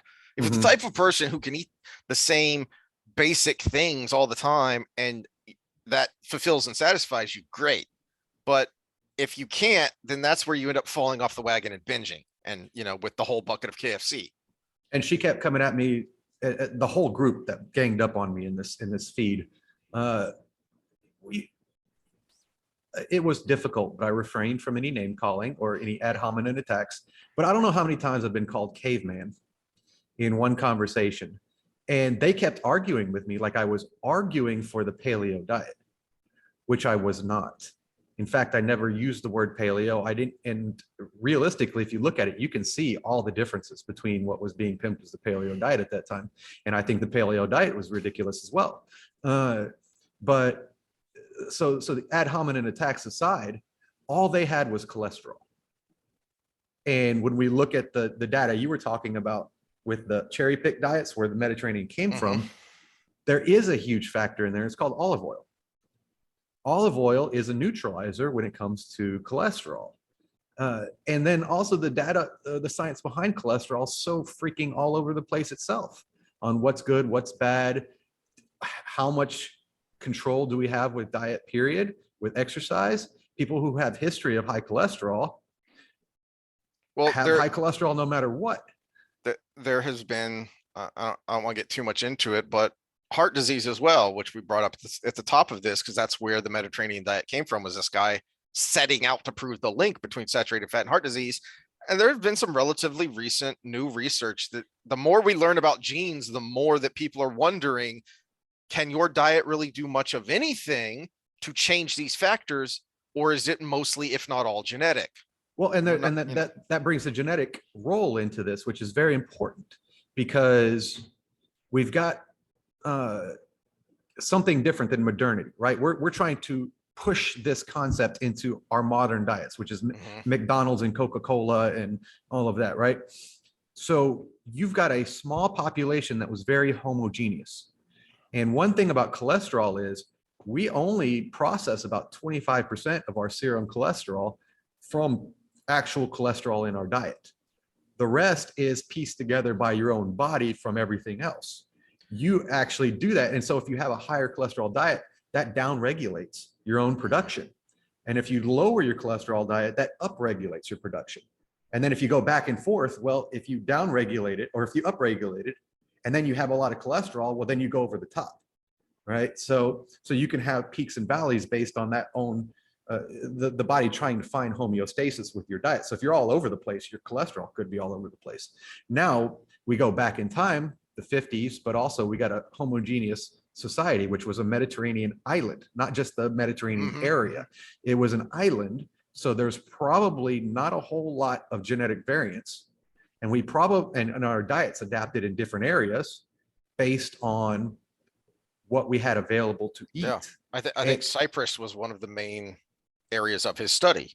Yeah, so Cyprus, which you're correct. I think it was Cyprus. You're probably correct. I think it was Cyprus. Let me be consistent in my statement there. But you have an area of the world that basically ate the foods that they had available, which was olives and the grains that they used to make the pastas and the fish. They had a high fish diet as well. And so you're having this diet that's been in a population for a long time, and only the strong will survive. So those that don't develop high cholesterol and heart disease. So you have a population that's made for that diet. Obviously, it's going to have a better result. Now, when you compare it to other places around the world, there's been a lot more intermixing. It's not an island. You know, Cyprus, places like Iceland, where your degree of separation between your wife is probably about third cousin. You know, there's going to be different data from those places because they're going to be more adapted to their area. Whereas the United States is a melting pot, right? We've got people that are a couple generations removed from a completely different part of the world. And that's our average population. There's very few people here that have been here for hundreds of years. You brought this up one of the first times we talked about nutrition, because I'd mentioned that when I was working at a box gym, I get asked a lot about vegetarianism because we have a large and growing Indian population here. And I'd never considered these people are coming from a culture that has been eating this way for literally over 1,000 years. So over generation after generation after generation, however many, hundreds of generations that's going to have a genetic impact. So if white boy Pollock Samo suddenly starts eating like an Indian, that's going to have a different effect on you because your GI tract is different. Your witchcraft is different. I do love Indian food, but I do pay for it. I do pay for it after. No, it's one of the, that's my biggest beef with this whole argument is we're so used to comfort now. everybody takes every discomfort from eating now as a clinical thing. And I'm like, there used to be a day and age when you'd go gorge on Mexican food and be like, I'm going to pay for that tomorrow. And you did, and then you got over it, and you went about your normal daily life eating whatever your normal diet was. It's same thing with Indian food, because I have Indian food maybe once every 3 or 4 months. And because it's so rare and they're always a buffet, I have to like, have every sauce with my naan, and try every different version of the tandoori chicken they have there. And, so it's those, and the rest of the day, it's like, oh, but I knew it ahead of time. I'm not going, oh, I have a sensitivity to curry. And you can eat, and it's not just this, oh, the spicy food doesn't agree with me, because you can eat Tex-Mex frequently because we grew up on Tex-Mex. So that kind of spice, those kind of elements don't react the same way in our guts. All right, so let me get on to this. Let's pause real quick and then get on to it. All right, so like I said, I'd initially meant to take a deeper dive on this book, but I knew I wasn't going to be able to, and that I was going to need some mental lubrication here. When I just cracked it open and I got to the introduction, because it's titled "It's Not Your Fault." Oh God. So, in it, on just the second page of the introduction, he says, "First, repeat after me. I am not to blame. That's right. Your health problems are not your fault." Oh God.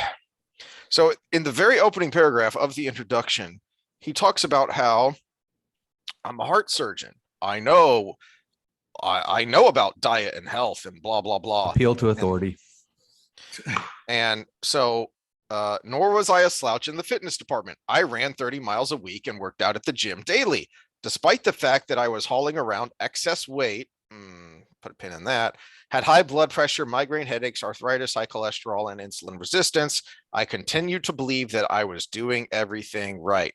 Spoiler, I am now 70 pounds lighter and no longer have any of these health issues. But a nagging voice inside my head kept asking the same question. If I'm doing everything right, why is this happening to me? Well, let me pass it over to you, Sam. If he's doing everything right, why is this happening to him? One of the things I hear most often when I'm assessing or training somebody is, my diet's good. Are you tracking? No, but my diet's good. Exactly. He makes a lot of assumptions here just within.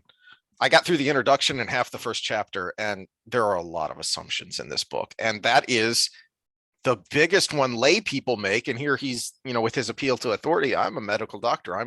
I've published in peer reviewed journals, and I'm a heart surgeon. And he does have a very impressive CV. But are you really doing everything right? This is where, I shared the picture of, oh, I'm not fat, I'm just big boned, with the ogre looking skeleton of, really? That's what your skeleton looks like? And this is where people get these ideas in their head, is because they convince themselves, I'm doing everything right. Therefore, there must be some other external factor wrong. I must have a thyroid issue. I must have a metabolism issue. I must have it's just my genes. Okay, well, yeah, again, the tails of the bell curve, there are those people. I did at the box gym train a kid who was one of those very, very rare individuals. He could not gain weight. I'm having a brain fart on the particular condition he had, but he was a scrawny teenager, even though he ate like a lineman. He couldn't put on weight. He had one of those conditions. The overwhelming majority of you do not have that condition in the inverse. Okay. You can think you're doing everything right, but you're probably not. Well, even if you have genetically or by the word is escaping, when you're in the womb, even if you have something based on those two things, it means you have a lower metabolism, not a no metabolism. So it doesn't mean it can't be done. Mhm. No, I hate the way he framed that, because now you have to say it is your fault when it's the real answer is it's partly your fault sometimes, or it's more difficult because of XYZ, not it's impossible. So I don't know. Yeah, it's one of those uncomfortable things that it. All right, so here's an extreme example that gets people all bent out of shape when I use it is uh, a relationship problem. Okay, well, it is almost never 100% one person's fault. Oh, but he cheated on me. Okay, when was the last time y'all had sex? Yes, it's mostly his fault, or the cheating part right there, that snapshot, that was his fault. But what led up to that? Because what led up to that was not a vacuum. Okay. and then if she, so in your example, if she comes back and says 5 years ago, also we can't say, well, then it's your fault, because what happened 5 years ago where she went cold? Keep digging, keep digging, Yeah, keep looking, digging. keep Yeah, looking. yeah. He may have turned her off so much that she stopped wanting to have sex because he was a dick, or he was watching sports when she was interested, or something along those ways. So it is this interplay. So the end act is never the This thing. is why marriage counseling is couples counseling, because you have to come together and you have to dig and work through these things. So let's go back to diet. Yeah. Yeah. So what is not my fault? What is not my fault is my body wants to store fat if I overeat, right? Because survival thousands of years ago with my ancestors, all right? Thousands of years is not a long time for natural selection, right? So it is not my fault that I store fat when I overeat. It is also not my fault that food is abundant and tasty, right? But if I don't do the things to account for those, then it becomes partly my fault. Then at some point I stop losing those excuses because I know it. Now, if you don't know that and no one's ever taught you that, well, then I'd say, okay, so some of that's not your fault. If you don't know that extra donut is going to be stored as fat, and you don't know the biology behind it, or even have a clue that then it's not your fault. So children that get very overweight, it is definitely not their fault. It's parents' fault. Clean your plate before you get up, get off the table. You have to clean your plate before you get up. Well, okay, I do that with Ben, but at the same time, I also only give him what he needs. Okay. But how many? It is. But also, I have a rare problem. I have a son that doesn't eat enough. Yes. Whereas most people have the reverse problem where their kid wants to overeat junk. I had one of each. So it is also to that point, it is also not your fault that there's a lot of crap out there, and most people don't have the time, or perhaps interest, or perhaps brain power to dig through and study this stuff. Okay, so which is where we're trying to come in to try to simplify the process, because no, we don't have all the answers, but we're within the bell curve of what's right and wrong. We're at least in the good spot for most things. And if nothing else, we can take a breath, step back, think critically, and ask critical questions. To that point of, I'm doing everything right. Are you? Ask a critical question. So, to your point that, one of the things you get most often from people is, oh, well, my diet's good. So an example I used frequently, because I drink a lot of coffee, is when I was working at the box gym, I would have a big Starbucks cup because we were right next to a Starbucks. Okay. And I would use that as a prop because it was just straight black coffee with an espresso shot for me. But I would use this as a prop to say, okay, how many of those a day do you drink? Because most people are not straight black coffee with an espresso shot. It's the mocha, frupa, yada, yada, yada, frappuccino, chocolate, blah, blah, blah, blah, with whipped cream on top. Okay. And the 1500 calorie coffee. Yeah. Yeah. And I hate government regulation, but I do like that things have calorie counters now, have calorie. Okay. So look at that. How many of those a day do you drink? No, That's that's, why we say track everything. and see, this is where I don't consider this a regulation. I guess it is because they have to do it, but they don't have to not put the ingredients in, right? They just have to be transparent. And this is what we've talked about in previous discussions. I am all for all the regulation that creates transparency with what we do. And so we did do that helped with the and then nutrition ultimately industry. it's your choice. Mhm. You know, as long as everything is transparent, then you have adults Oreos aren't making adult illegal, but I'm decisions. informed about what's in them, and it might be bad, right? So And so when you actually break it down, don't assume you're doing everything right. That's why we say at least for one full week, at least for that full week, track absolutely everything that goes into your mouth, even if it's a stick of gum. Like stick of gum has 5 calories, write it down. Okay. Because the overwhelming majority of the time, you will be shocked at how many calories you're eating, because we have this ability to we have blind spots about everything. And so certain things you're just not going to think about, beverages especially, because it's just a drink. You know, it's not that big a deal. well, But and it is when you start to stack them up. the general answer of I'm eating healthy is actually a form of bias. It's a cognitive bias, right? And so what you do with tracking is you force yourself to face true reality versus what your perceived reality is. Oh, I only ate a couple cookies and half a sleeve is gone, right? I only That's a good point. put a little sugar in my coffee. Well, how many calories is in a teaspoon, right? So now when you have to measure that, you face your own reality, and it kind of kicks you back into it. And so this is a phenomenon. When you get somebody no other change to their diet, so you don't say go on a Mediterranean diet, go on a South Beach diet, do Atkins, or count these.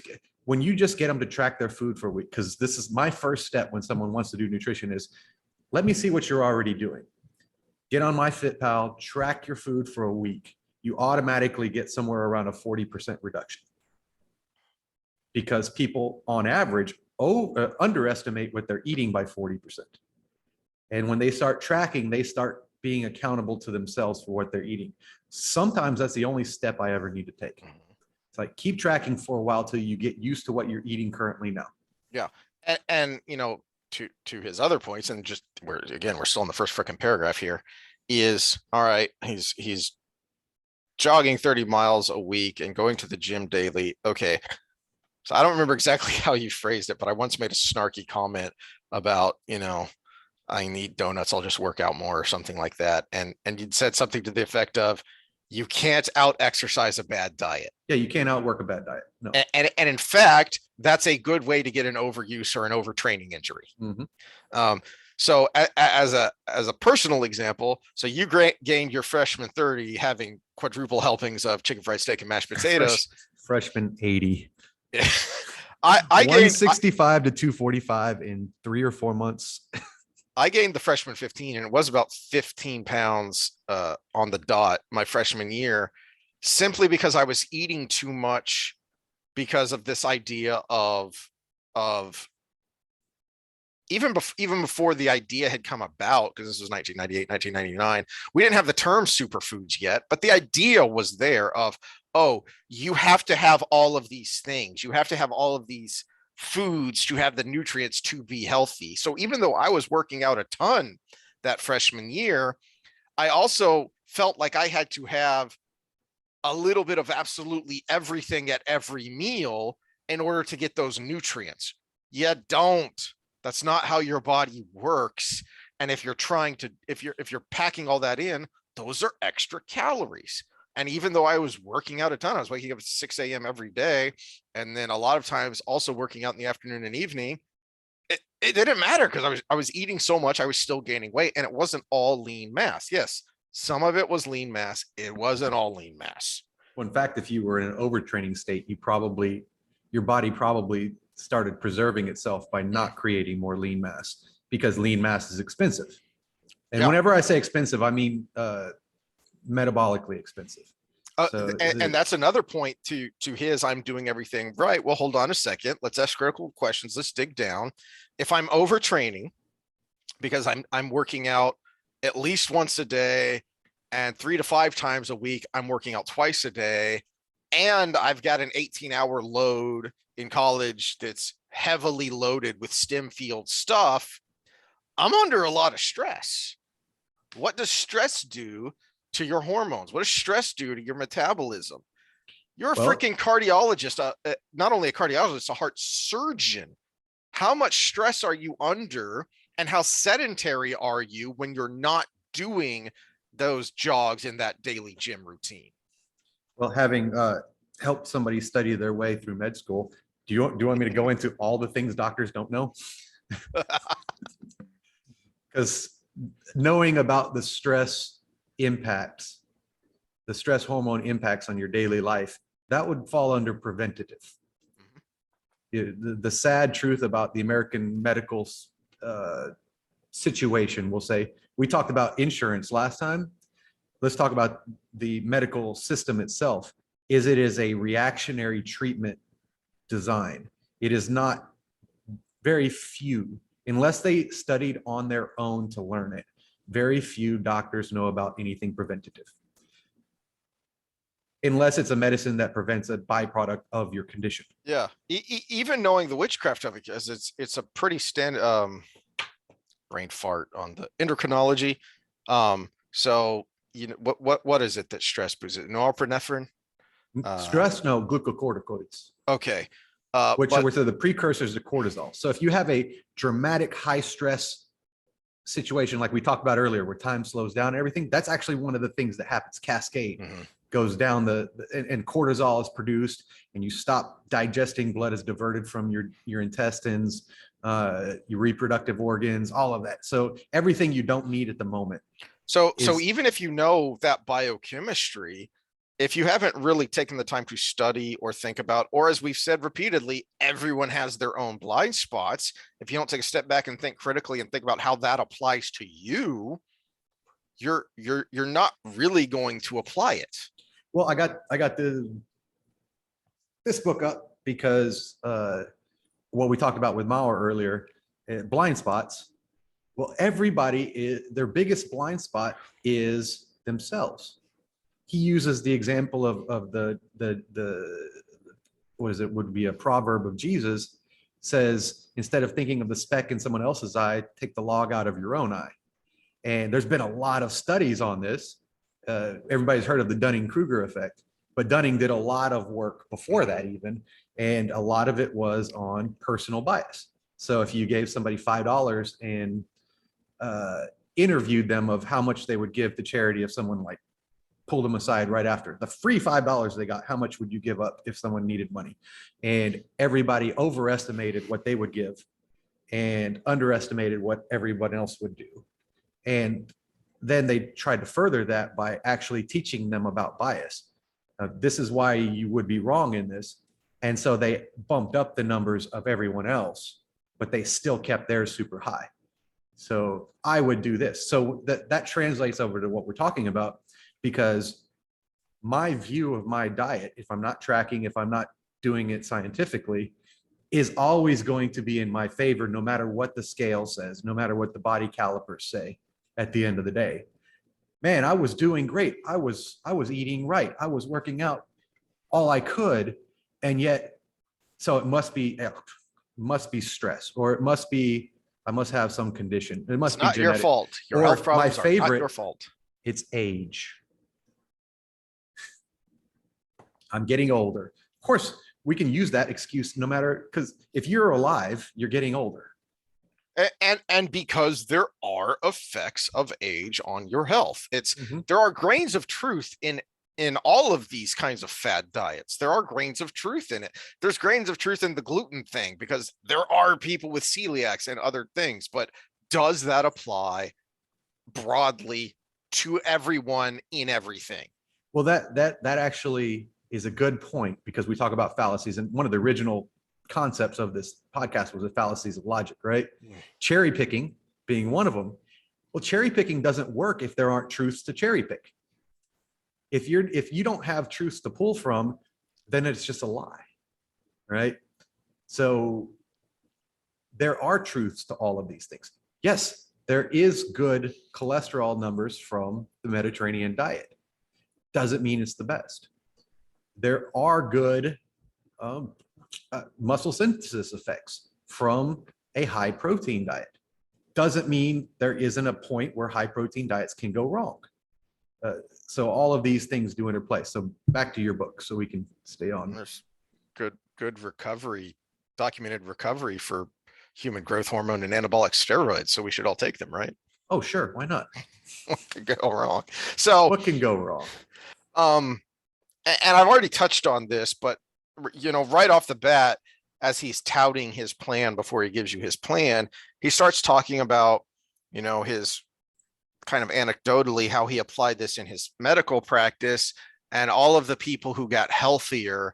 And I kind of mentioned some of them, migraines and brain fog and arthritis and a bunch of things that he points out. And all of these health conditions and health markers got better as people followed this diet plan. Well, hold on a second. Again, and I already touched on this, is it because of the diet plan specifically, or is it because they finally found a diet plan they could and would stick with? And so they lost weight. And by losing weight, they alleviated a whole number of problems. Because when you're obese, you're going to have joint pain because you're putting a lot of extra, heck, even if you're not obese, really big people, strong man competitors, they have joint problems because they're putting an unnatural amount of mass and stress on their joints. If you get a large midsection, you're going to have gastrointestinal problems because you start to change how your GI tract sits. So acid reflux is a big one. Well, that's because this sphincter here doesn't have an open and close, doesn't have a flap, like closes off to keep stuff from, going into your lungs. This is just an angle. This is just gravity. So if you sit a lot, if you recline a lot, and then on top of that, you've started to angle that because of your bad posture and your big gut, yeah, you're going to have acid reflux. And so when you drop some of those pounds, your GI tract is going to feel better. You're going to have less acid reflux. You're piling fewer calories and fewer bad calories down into your intestines. So you're going to have better gut health. You're going to feel better. Is it that specific diet, or just that, as you've pointed out, it all comes out as a wash, after 6 months. And as we've said, within certain parameters, the best diet is the one you'll stick with.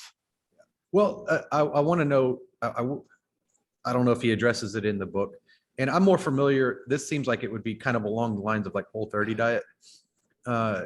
And some of the symptoms he's talking about, I'm very curious to see if he was a drinker before the diet. All these other things that could go into it. His clients. When you do a diet to this degree, a lot of times you're not allowed to drink, or allowed to drink very rarely, or only certain things. And you brought the one that hit my head was brain fog. If you're an avid drinker, every night drinker, then you're going to have brain fog every day. So and that's just one external variable that couldn't be addressed with a strict diet. Let me point out one more thing before I get into the crux of his argument, and then we'll kind of leave the book at that point. So another example of kind of what we're talking about here of cherry picking, binary thinking.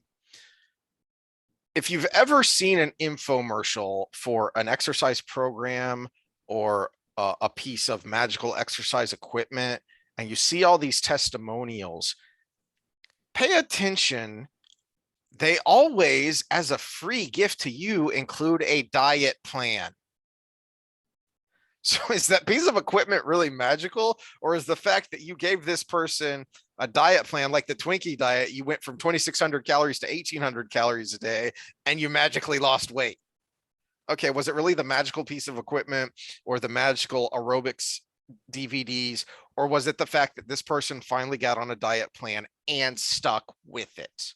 So my personal anecdote to this one, back when I was the fat boy in college, it was when the real big infomercial piece of equipment was the ab wheel, which I love the ab wheel as an exercise piece of equipment. It's a great way to develop that. And it also develops upper body strength because you have to still go out and support your weight. But in the infomercial, 3 minutes a day to 6-pack abs was kind of their tagline. And of course, in the fine print is must be accompanied by diet, consult your doctor, everything. And the accompanied by diet was the part that I still didn't have because I was still eating chicken fried steak every other day. And I worked at, delicious. I think at that time I worked at Taco Bell, and we ate for free as managers. So we ate a lot of Taco Bell. And I was fat. I was sloppy fat. I wasn't even like the big guy fat, you know. You weren't Samo, who looks like elephant, moves like monkey. Yeah, but I did know Kung Fu, so I was Samo. But back to the point, I religiously did that thing. 3 minutes straight, not even any breaks. 3 minutes, angles, all the things you saw in the commercial. Yep, that's a lot of core work. Yeah, so 3 minutes is about 80 reps straight. And I never got my 6-pack. I don't even think I lost a pound. But man, I got strong abs out of it. It was amazing. So yeah, you need the diet end of it. Now, if you're break even weight, if you're sitting and you don't gain or lose, but you're heavier than you want to be, then you can just add exercise and not change anything, and you will lose weight because you've added activity.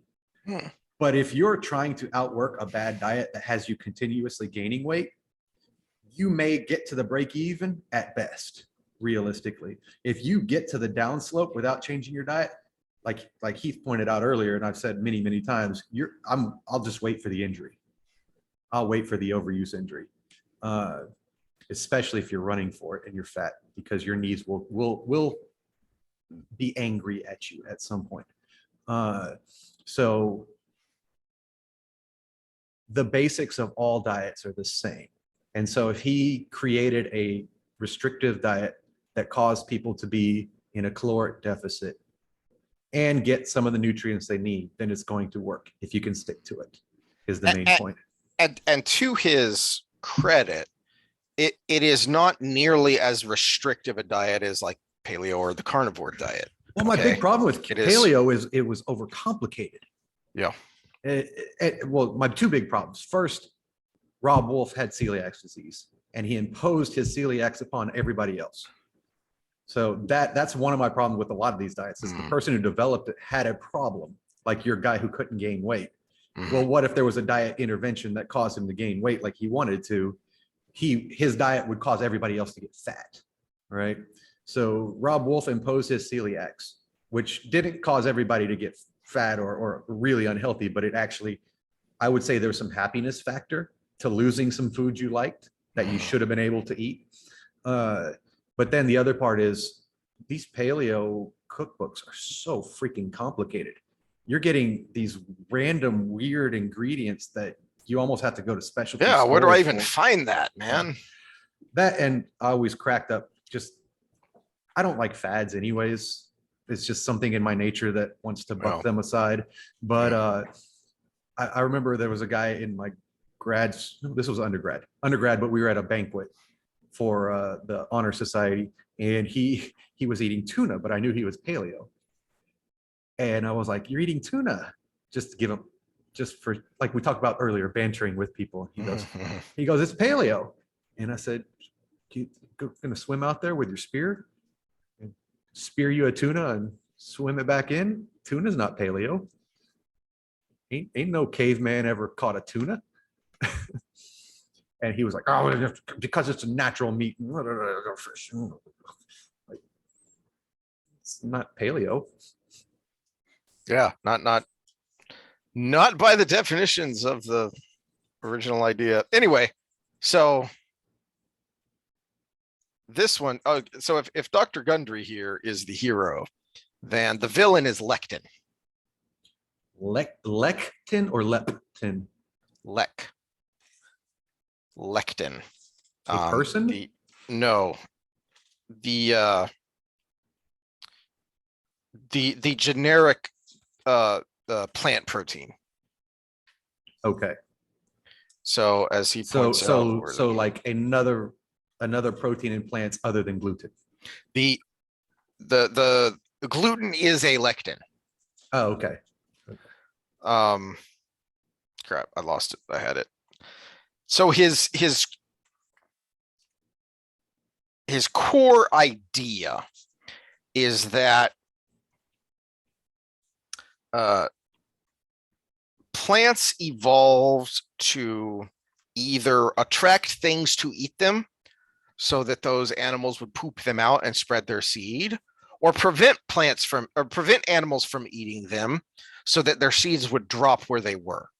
So for instance, most fruits, most things with encased seeds ripen sweet and yummy. And they ripen to a bright color to tell you, hey, look, I'm yummy, I'm sweet and tasty, come eat me, so that you will eat it and go off and you drop a deuce somewhere else to spread that seed.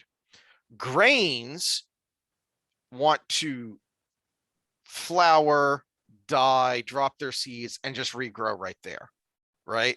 So that's his basic idea. And so they produce things that are harmful or discomforting so that animals will eat that, and either, if it's an insect and it nibbles on this, it's going to become catatonic because it's an insect, or if it's a larger animal, it eats this, it gets an upset stomach and it says, I shouldn't eat that again.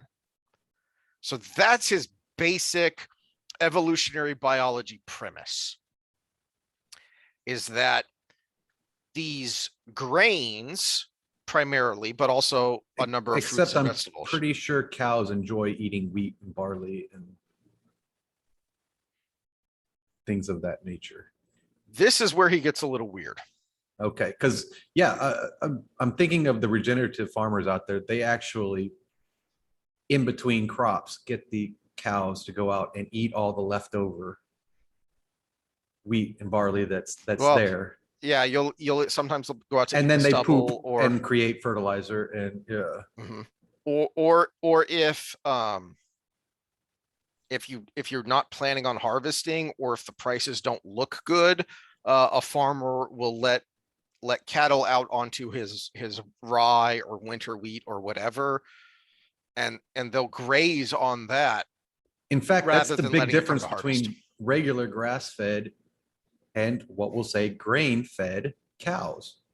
Yeah, they get fatter and less omega-3s if they're grain-fed, but they still enjoy it and thrive as living beings. It's just not as good a product when we eat them later. Back to your thing. Okay, so you said this is where you get pokey. Well, no, that actually is part of his point and his diet plan, is that if it is a non-grass-fed pasture animal, then it is having these omega-6s and lectins pumped into it artificially, and that is going to translate through the meat. And so you're going to consume that. Well, the omega-6s, yes. The big difference between, for just a backdrop, big difference between grass-fed and grain-fed animal products is the fat profile, which realistically all you have to do is take an omega-3 supplement to counter that. But other than that, so it is the difference there. So he does have somewhat of a point, but to the fact that it's poison for the animal that eats it, no. They just get big, fat, and happy as well. This is actually, I was anticipating, so this is why I brought up the arsenic in your water. Because what is the dose, right? So, okay, so it gets some of this or that in it when it eats these things. Is it enough to, so for instance, mercury in fish, that actually is a problem. So there are dietary guidelines. You can go on the FDA's website, and there are guidelines for, this is, this is the kind of the maximum amount of tuna you should ingest depending on the type of tuna, and depending on, you know, pregnant women should avoid or eat less of that, because there are certain substances that will become lodged within the meat and then will pass on to whoever eats it. And something like mercury is especially toxic because it doesn't go away. Well, that's where I was going to say it's kind of a false dichotomy, is because mercury is a heavy metal and it doesn't go away. It just builds up in the system. Right. Whereas omega-6s, yeah, if you have too much of an influx of them at once, it could cause momentary problems. And if you do it all the time, it could cause long-term problems. But if it's enough for your body to clear at any given time, then you should be fine. It's just like, again, we'll go back to an alcohol example. If you're a moderate drinker, then you can do it frequently as long as it's not the frequency of a moderate drinker. Your body clears the alcohol before it can build up and do too much damage. Whereas if you're a heavy drinker and you never stop, it's the constant flow of it on your liver that causes the problem. So the mercury is something that doesn't go away. So there's a stop valve. So the constant flow builds no matter how long you have in between. Whereas because something like it's not something your body can metabolize. Yeah, so it's not something the fish can metabolize. So it's an omega-6 you can, as long as it doesn't build up to such a degree. And yeah, so what's that degree? And I'm you know, if he was to speak against what we just talked about earlier, Crisco, which is high in omega-6s, right? So if he was to speak against that for this reason, but I guarantee you there's not as much of what he's talking about in a slab of chuck roast as there is in a tablespoon of that Crisco. Yeah, no, he would be. This is probably, from what I know of it, I'm not familiar with it, but from what I know of Whole30, his plan is probably closer to that than any of the other diet plans I know. Mm-hmm. So he would be very much against that. But have you seen the Netflix documentary Game Changers? I think we've mentioned it before, and it's annoying on multiple levels. So one of my sisters watched this and was all like convinced by it, and had been trying to push her diet to become more vegetarian. And when we were on a family vacation, she asked Dad about this, or she asked me about it, and Dad was in the room, and I just went, Dad, please, because I am not give the kind the of person audience a backdrop on your dad. Okay, so he got his undergraduate in chemistry, then he went to vet school to get his DVM, and then he got a master's in something so complicated I can never remember the name, but it was basically a study of animal to human epidemiology. His master's project involved hunting and dissecting wild boars in Guam, because there's something called a prion, and he was kind of right on the beginnings of this research when it was just being discovered. And it's a funky protein, basically, that is linked to health problems like Alzheimer's. And so they were trying to find this link to see if this thing in these wild boars is why there was this higher instance of things like that in Guam, because there's a small, pretty well-contained population. And so that's his academic career, but when he was in the military, he also did food inspection. The veterinary corps came about, as you might expect, primarily dealing with horses. But then as it grew, especially in the late 1800s, as food preservation became a big thing, because they're veterinarians and they know the animal stuff, they do the food inspection. So like when we were stationed in Hawaii, he would take trips to places like American Samoa, because there's a huge Charlie tuna factory there. And so because they supply to the government, he would inspect that. That would be part of his inspection. So knowing the biochemistry of food was his main thing that he did for 23 years in the military. He did very little clinical veterinary work. In fact, he didn't like it because he hates cats. But Didn't y'all have cats when I lived with you? oh, we do. But Good. he he bribed his cat to make him like him by letting him lick his ice cream bowl when he was done with it, because he hates working on cats because they scratch the crap out of you. Anyway, so he had to I mentioned kind of some of the stuff I've talked about a lot here when it comes to nutrition. That was my response to my sister when she told me about this Game Changers documentary. And then dad went into the biochemistry of it, and it made my eyes glaze over, and I think I fell asleep. But basically, there the documentary pulls a fast one on you and is really infuriating about this cherry picking of data, because what they do, the Game Changers, are elite athletes. Oh, okay, I do know what you're talking about. Who are I have never who are watched vegetarian, it, yeah. Right? And so I can't remember his name, but I know there was a UFC fighter. Yeah, the UFC fighter. There's one bodybuilder. There's some track people. Okay, yeah. Now, first off, you're taking a percentage of a percentage of a percentage and then extrapolating that onto the population as a whole. But the thing that made my brain just melt, and why I had to turn to dad and say, do you want to take this one, is because she said that one of the points they make in the documentary is that, well, animals eat vegetables, they eat grains, they eat plants, and they turn it into protein. So why do we then eat the animals for protein when we can just get what we need from the plants? And then my eyes glazed over. Well, dad said, well, because we're not animals. And then he went into the biochemistry, and that's when my eyes glazed over. But basically, he gave the technical explanation of the metabolism, the endocrinology of a cow is very different from us. For crying out loud, they have 4 stomachs. All right. Just that right off the bat should tell you something's different. They can take grass and hay and other things, and by passing it through that ridiculously large GI tract, they are able to transform those things into amino acid chains. Our biology is different. Our biology doesn't work that way, right? So well, you talked about exception to the rule.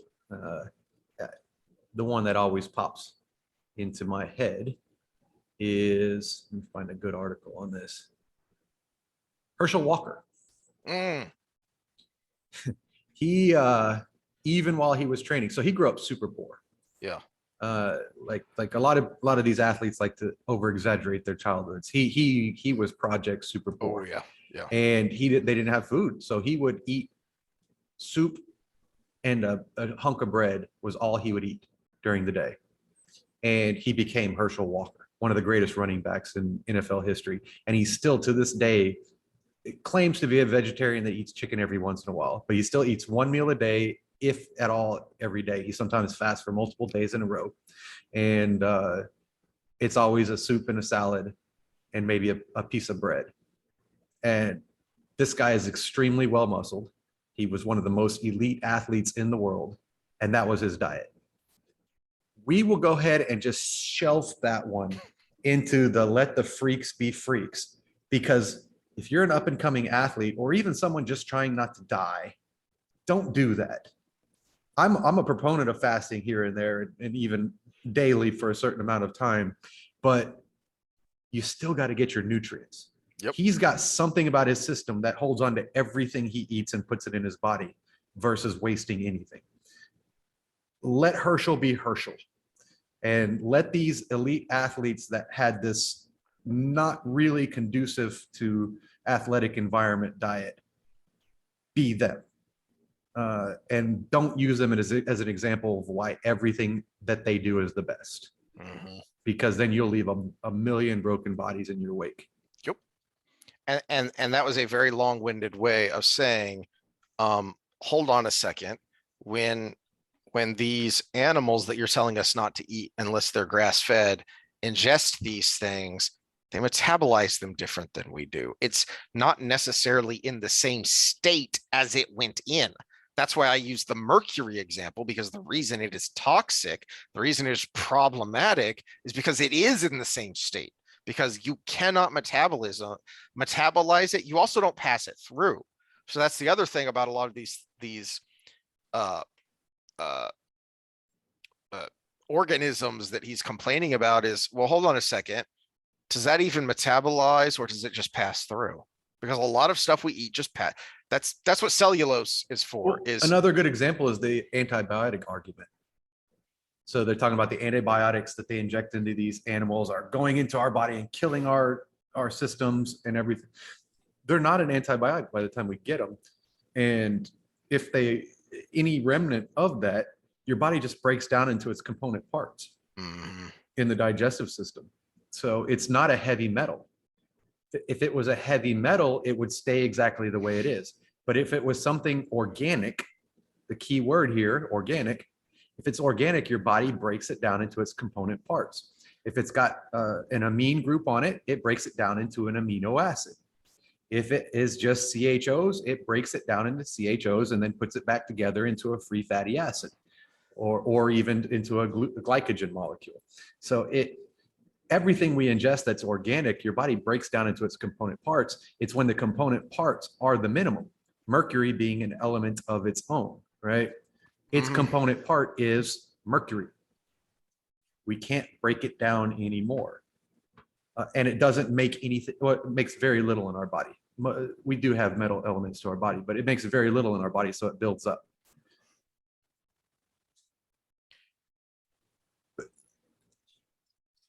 What's the overall point here? Is this guy wrote a book and he sounds really smart. Probably is really smart. I say probably, he is really smart. He's obviously a doctor and wrote a book. But at the same time, you got to be wary when people start packaging these things in a certain way.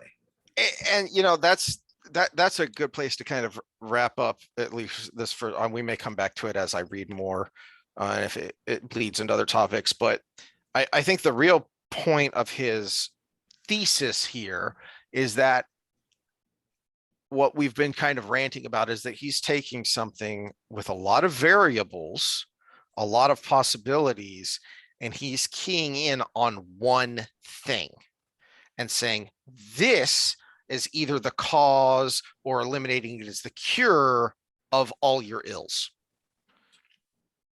That just on its surface shouldn't make sense to people, and should make people wary and step back and say, all right, let me think critically and let me ask some questions here. Well, and then to the main premise, with his experience with his program, people lost weight and felt better. Okay. So is it all of these super uber scientific package things that cause them to lose weight and feel better? Or is it the fact that they feel better because they lost weight? Or they feel better because going on a restrictive diet caused them to stop eating something random that was causing them to feel bad. Again, I brought up maybe they drank too much and now they're only allowed maybe a glass of wine. I don't know what this diet is. So maybe a glass of wine every week or something. I'd actually be a little surprised if he allows wine, because, and this is to your point about the point you made about paleo, about it being annoyingly complicated. All right, this is someone whose clinics are in Palm Springs and Santa Barbara. Okay, this is where his practice is. Is a normal person in the rest of the country going to be able to replicate the diet of people in California with their access to fruit organic in season? Is another big buzzword he uses a lot, is you're only allowed to eat certain things within season for the reasons I kind of touched on about the ripening and whatnot. And are most people going to be able to replicate that where they live? Are they going to be able to find those things? And are they going to be able to stick with it if you make it this complicated? First of all, and secondly, does it need to be this complicated, which is what you were kind of ranting about? Well, and that was my beef with Whole30, is a lot of people would initially lose weight because it's so complicated and there's so little you can eat that people just ate less. It's when now there is something to the fact that I brought up the highly processed concentrated foods, when you also don't get that same stimulus that you get with them. But I think you can do it a little bit more realistically. You just, awareness is this is why I don't sell tickets to the show half the time, because what I talk about is not sexy. The way he's packaging it is sexy. Oh yeah. There's this conspiracy by food industries to make you, which they do want you to eat more. They want you to buy more of their product. Yeah. It's just like the social media debate. They're selling ads. They're not trying to turn you into a zombie. You just turn into a zombie as a byproduct and they don't care, right? The same thing with the food industry. They don't want to make you fat. They want you to live longer and keep eating their food. But at the same time, they want you to buy more food. So, Oreo is a good example. It's supposedly the perfect blend of fat, sugar, salt to make it addictive. And so you don't eat just 3 Oreos, you eat the whole tray, in one sitting. So there is something to that. And when you eliminate those things, you do eat less, because you're not eating the addictive quality stuff. You're not eating those last 5 fries that are cold and taste horrible, but they're still the fry. But they have salt and grease on them. Salt and grease on them, and your brain still says, there's still more fries, until they're gone. And then you start thinking, a fresh batch of fries would be good. Right. So it's not that. So he's eliminating this thing that is hard for us, but at the same time, it's done in a way that's over excessive and cumbersome, and I think psychologically stressful. Yeah. Well, that's a kind of good place to kind of wrap up our thoughts on that. Let's take another quick break and then kind of finish up on our kind of diet and nutrition ideas and philosophy in general. So we can, rather than, because this whole time we've been more critical. So now let's try and end on something a little more positive. Okay. And we like 15 minutes tops. Yeah. Okay. Yeah. All right. So we've been kind of ranting about the negatives, and I always try and be more positive because I'm very negative naturally. And so we've talked a lot about the don't do. So let's try and end a little more positively on the what to do. But we have been talking about biases and cherry picking and whatnot. So I did want to quickly, I've got a 1-minute clip here from someone who's a fitness expert in the industry who takes a scientific approach to things, and he gave a lecture on diet, on different types of diets. And so I wanted to take a 1-minute clip from the section where he's talking about intermittent fasting, just to make sure that we're not giving you our biases here. And then I want to talk about intermittent fasting specifically, but then also just generally about different types of diets. Intermittent fasting. Now, this is basically the exact opposite of everything we learned in Bro Science 101. Instead of eating 6 meals a day every 2 hours, you pretty much starve yourself and then eat an entire day's worth all at once. This puts your body into a constant state of survival, and you get shredded as your body desperately eats itself. From my understanding, if you do intermittent fasting, you're the type of person who enjoys hanging yourself with a belt while you're masking. You're deprived of air while you edge yourself until you can't take it anymore. And then right when you're at the very doorstep of death, you let it all out with one giant gasp for air and one huge messy fucking nut. Also, trying to explain intermittent fasting to someone is just as difficult as the doctor trying to explain to your parents why you died naked, covered in almond butter, with a bodybuilding.com lifting belt around your neck.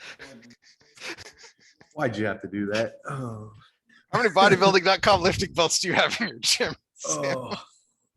I was hoping you'd take a drink when I started that so I could see if I could get it to come out your nose. Oh, no, it's not going to be a jalapeno martina out my eyes day.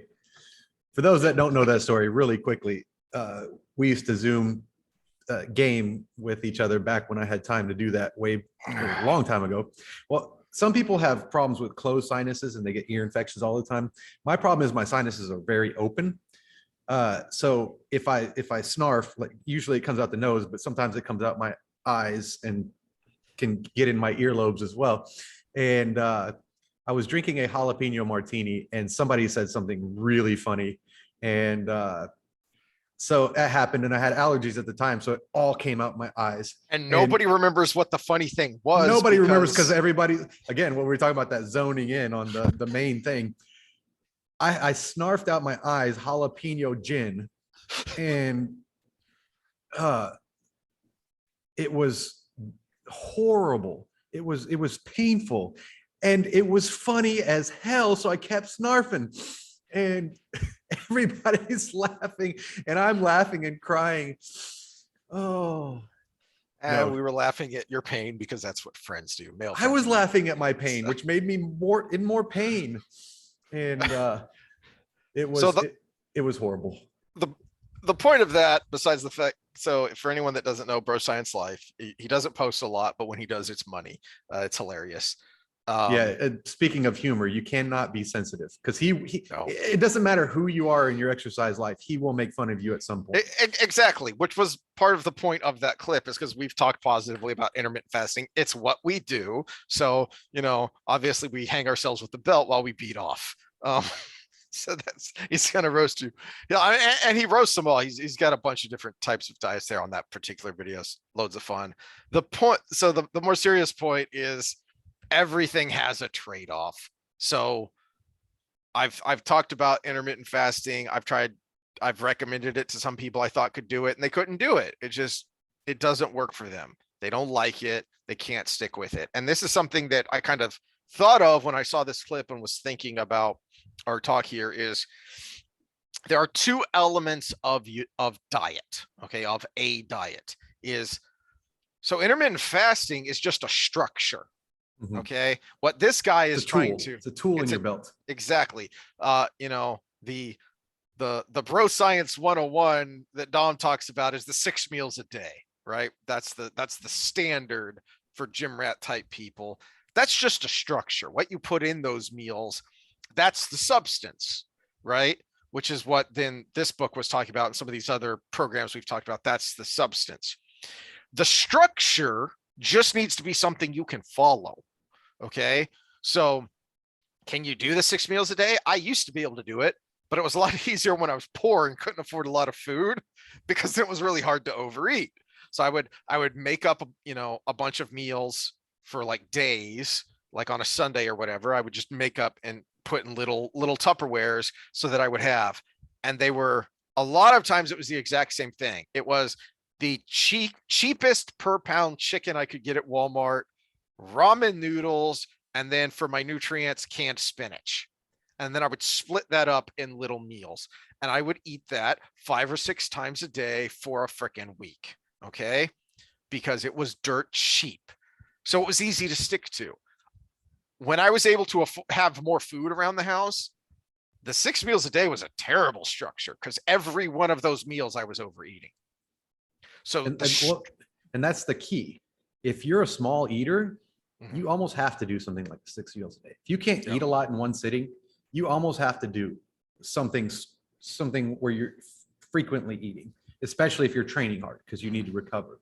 If you're one of those people that if you even ate a moderate meal, you're still hungry, you probably should err towards something with a fasting component to it, because now you just eat less often, but you can eat your fill. Yes. And so that's where it becomes individual. What kind of eater am I? How am I satisfied? Some of that is trainable. If you do 6 meals a day for a long enough time, your hormone profile is going to switch where you're not as unsatisfied. But you got to go through a long learning curve, because your body takes a long time to make that switch. Whereas if you are someone who's used to eating frequently and you say, I'm going to do intermittent fasting, those 16 hours you can't eat, if you do the 16-8 version, those 16 hours you can't eat are miserable, because you're used to eating every few hours. So your hormone profile says, I'm hungry, feed me. And then you stop being able to think of anything else. So when I was doing the 6 meals a day, it was in college. And so it was actually relatively easy, because I'm just grabbing a quick bite in between classes, or in between, doing intramural sports or doing a workout or just whatever, right? When I started doing intermittent fasting, it was a relatively easy transition, because when you turned me on to that, by that point, I had gotten to where I either didn't eat breakfast or ate breakfast very late, just because one, I wasn't that hungry in the morning, and two, I now had kids that take a lot of work in the morning. So I was busy. So my hormone profile had made it easier to transition because I already wasn't eating in the morning. So then it made it a little easier to just push that instead of like later morning. All right, now I'm doing early afternoon or whatever it was, however I started. So the structure just needs to be something you can follow and works for you. The substance, we've kind of talked about this before, is not easy, but it's relatively simple. Don't eat crap. We know what's bad for us because we like it, right? Have variety. A lot of what, this book we ranted about, but then the other things we've mentioned, a lot of what they're doing is they're eliminating things we overindulge in. Mhm. Like, there are 0 sugar diets. All right, well, sugar can be bad for you, but it's mostly bad because we Sugar overindulge in it. busters. Sugar busters is the one I deal with the most with clientele. And it's basically sugar is evil. That's your first sign with any diet. If unless it's actually a harmful chemical, like you brought up arsenic, unless it's something like that, to use the word evil, the only things I would even get close to, and I still won't even throw them in that category, they're just pretty dang bad, would be trans fats. Yeah, that's the one I could think of off the top of my head. Well, trans fats, it also ties into where we started with this, because they came about because they were trying to make fats that weren't saturated. They were artificially constructed compounds in order to make it not They were saturated, trying to make them more storable. because saturated is evil. Mhm. Right, which is one of the good things about saturated is they're very stable. And the only reason I kind of push trans fats to that is because you can get away with a little bit. You can get away with a little bit of everything. Just again, back to your arsenic example, but the amount you can get away with is so low, and it adds up so quick. So one of the naughty little things we talked about, FDA regulations and making things transparent. 0 trans fat means it's just not over half a gram. Right? So just like a Splenda, 0 sugar, it's a 1/4 gram of carbohydrate, right? So it's under the threshold of that half a gram. So they can say 0.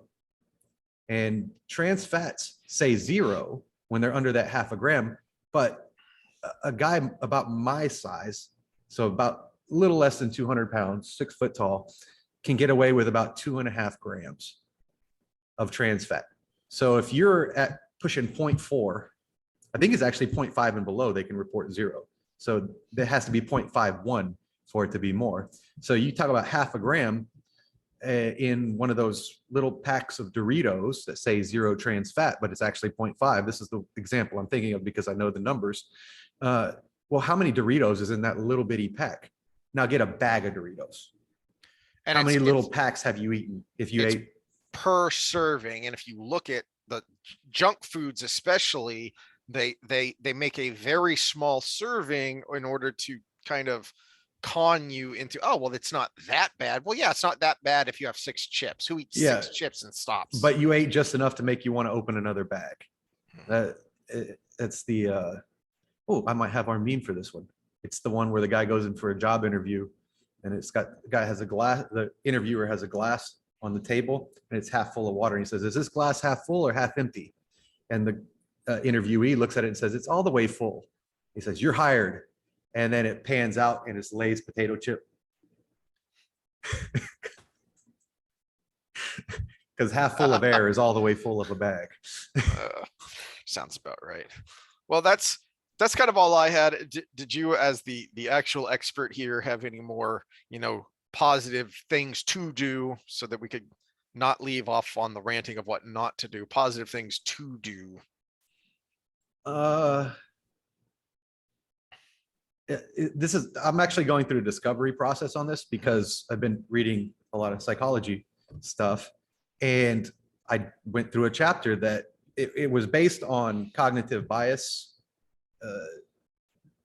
but he was talking about choices, and it actually might be the weakness in how I do things, because I have the bottom up approach.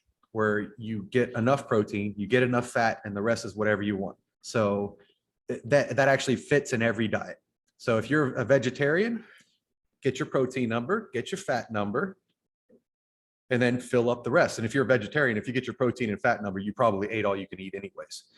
If you're keto, get your protein number, get your fat number, and then fill the rest up with fat. If you're Atkins, protein number, fat number, fill the rest up with your whatever choice of protein fat mix, because that's all you eat. If you're Mediterranean, get your protein number, get your fat number, the rest is pasta, right? So as long as you stay within your caloric needs and you get your building blocks, your protein and fats, the rest is whatever you want.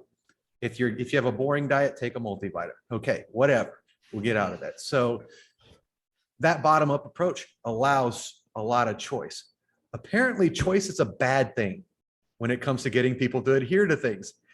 For me, it's a great thing. I like choice. I like variety. I like being able to not be locked into a structure. But I guess I'm not normal. Yeah. So I'm going through a learning curve on this, because my approach at it really allows for a variety of choice.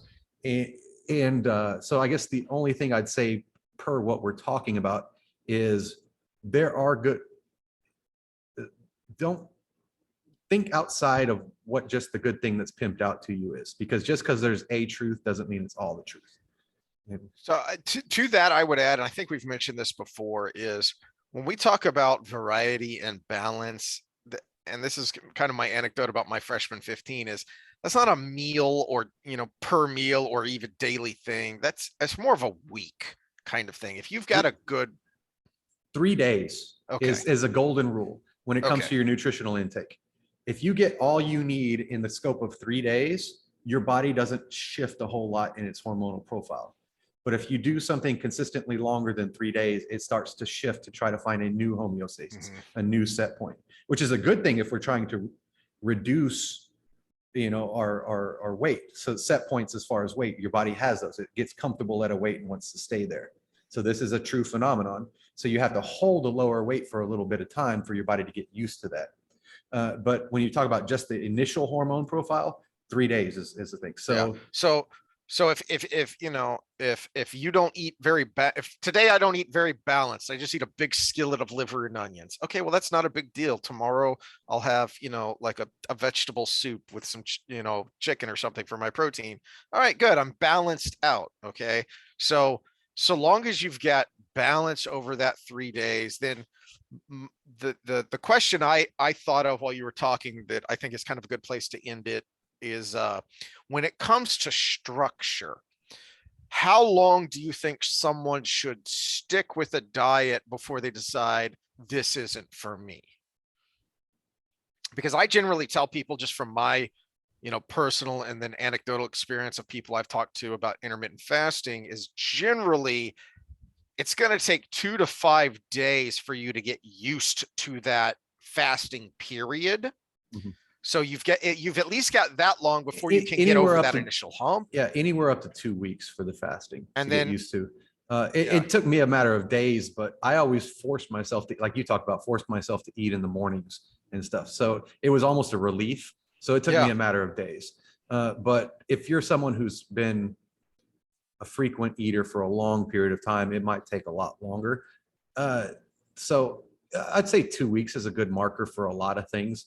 If your body's just not adjusting after 2 weeks, then it's probably not for you. They say 21 days to break a habit.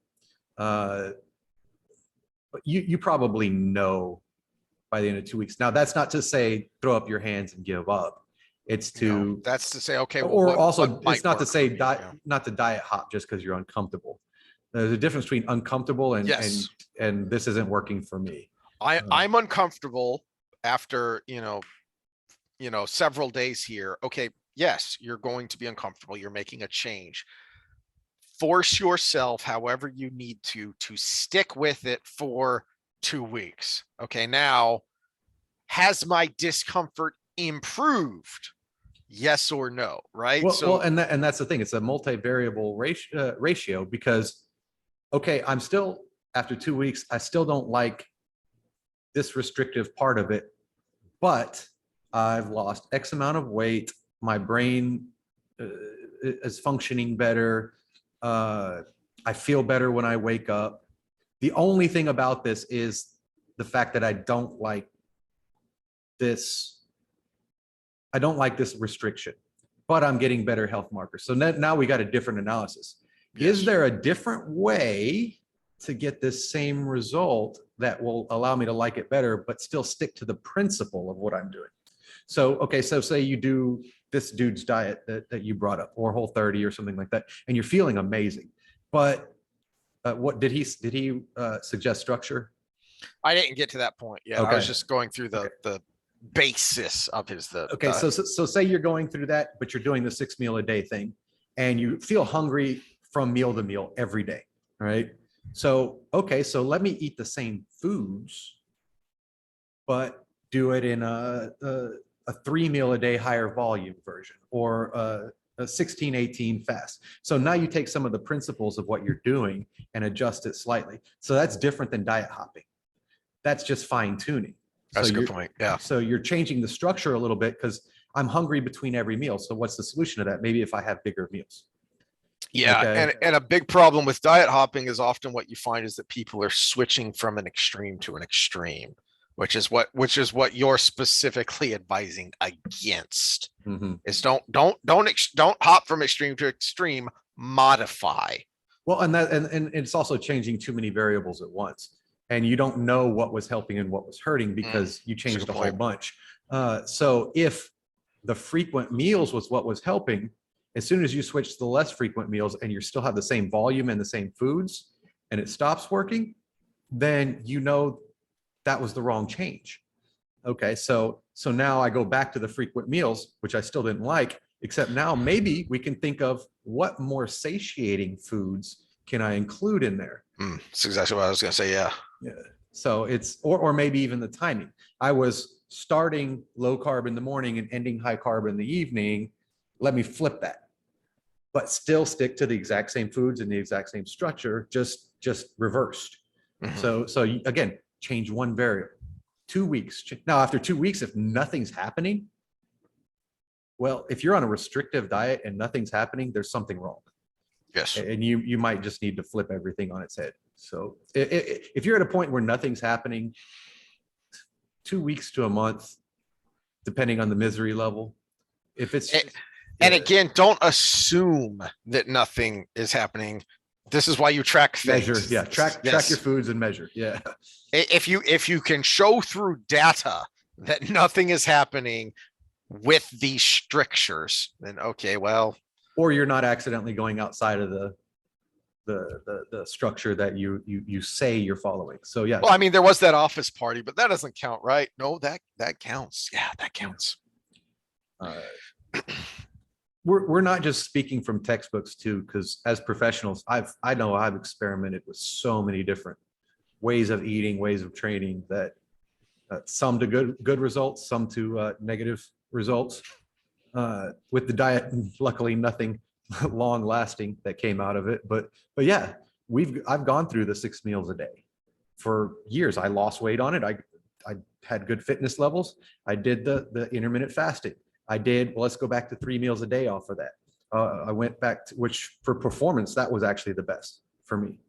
But for looks, the intermittent fasting was the best for me, with the other parameters where I still stuck to the caloric means. This is not healthy, everyone. This is the disclaimer to this. Just to prove a point, I ate nothing but meat and alcohol for 4 or 5 months, and I ended up pulling more weight on deadlift than I ever had, and was down to 8% body fat. Probably suffered in a lot of other ways when it comes to body functions. My liver probably wasn't happy with me, but I proved the point. Just like your Twinkie guy, your snack guy. It was, I got my protein and my fats through the meat, and then the rest of my energy was alcohol. And for weight loss, it worked. Again, I probably wasn't as healthy coming out of it, but take the data. It's all about the data. And if you're not a very conscientious person, guess what? MyFitPal does it all for you. Once you get the hang of it, it's like 5 minutes a day. If you don't got 5 minutes a day, then you don't care. Mhm. Well, especially with an app like that, where now you can scan a barcode and it inputs all the data for you. Yep. And if you get those pre-selected meals where you just cook them on your own, but you get all the ingredients, people have taken the time to put all the macros in from those. If you go to a restaurant, if it's not just some local mom and pop, their meals are in MyFitPal. You say, I went to Chili's and had the Monster Burger with fries, your macros are there. So it's too easy to use an excuse anymore. So anything else? No, I think that's a good place to end it. Stop making excuses, because there are too many tools that you can use. Too many easy tools, not even Too complicated tools. Yeah. You know, I'm not tech savvy at all. And I can use MyFitPal in 5 minutes a day. The production value of this podcast illustrates that perfectly. It's not my fault you have a blank wall. I don't care. All right. We'll see y'all next time. Be healthier. Be healthier. We were a little bit long-winded today, but it happens.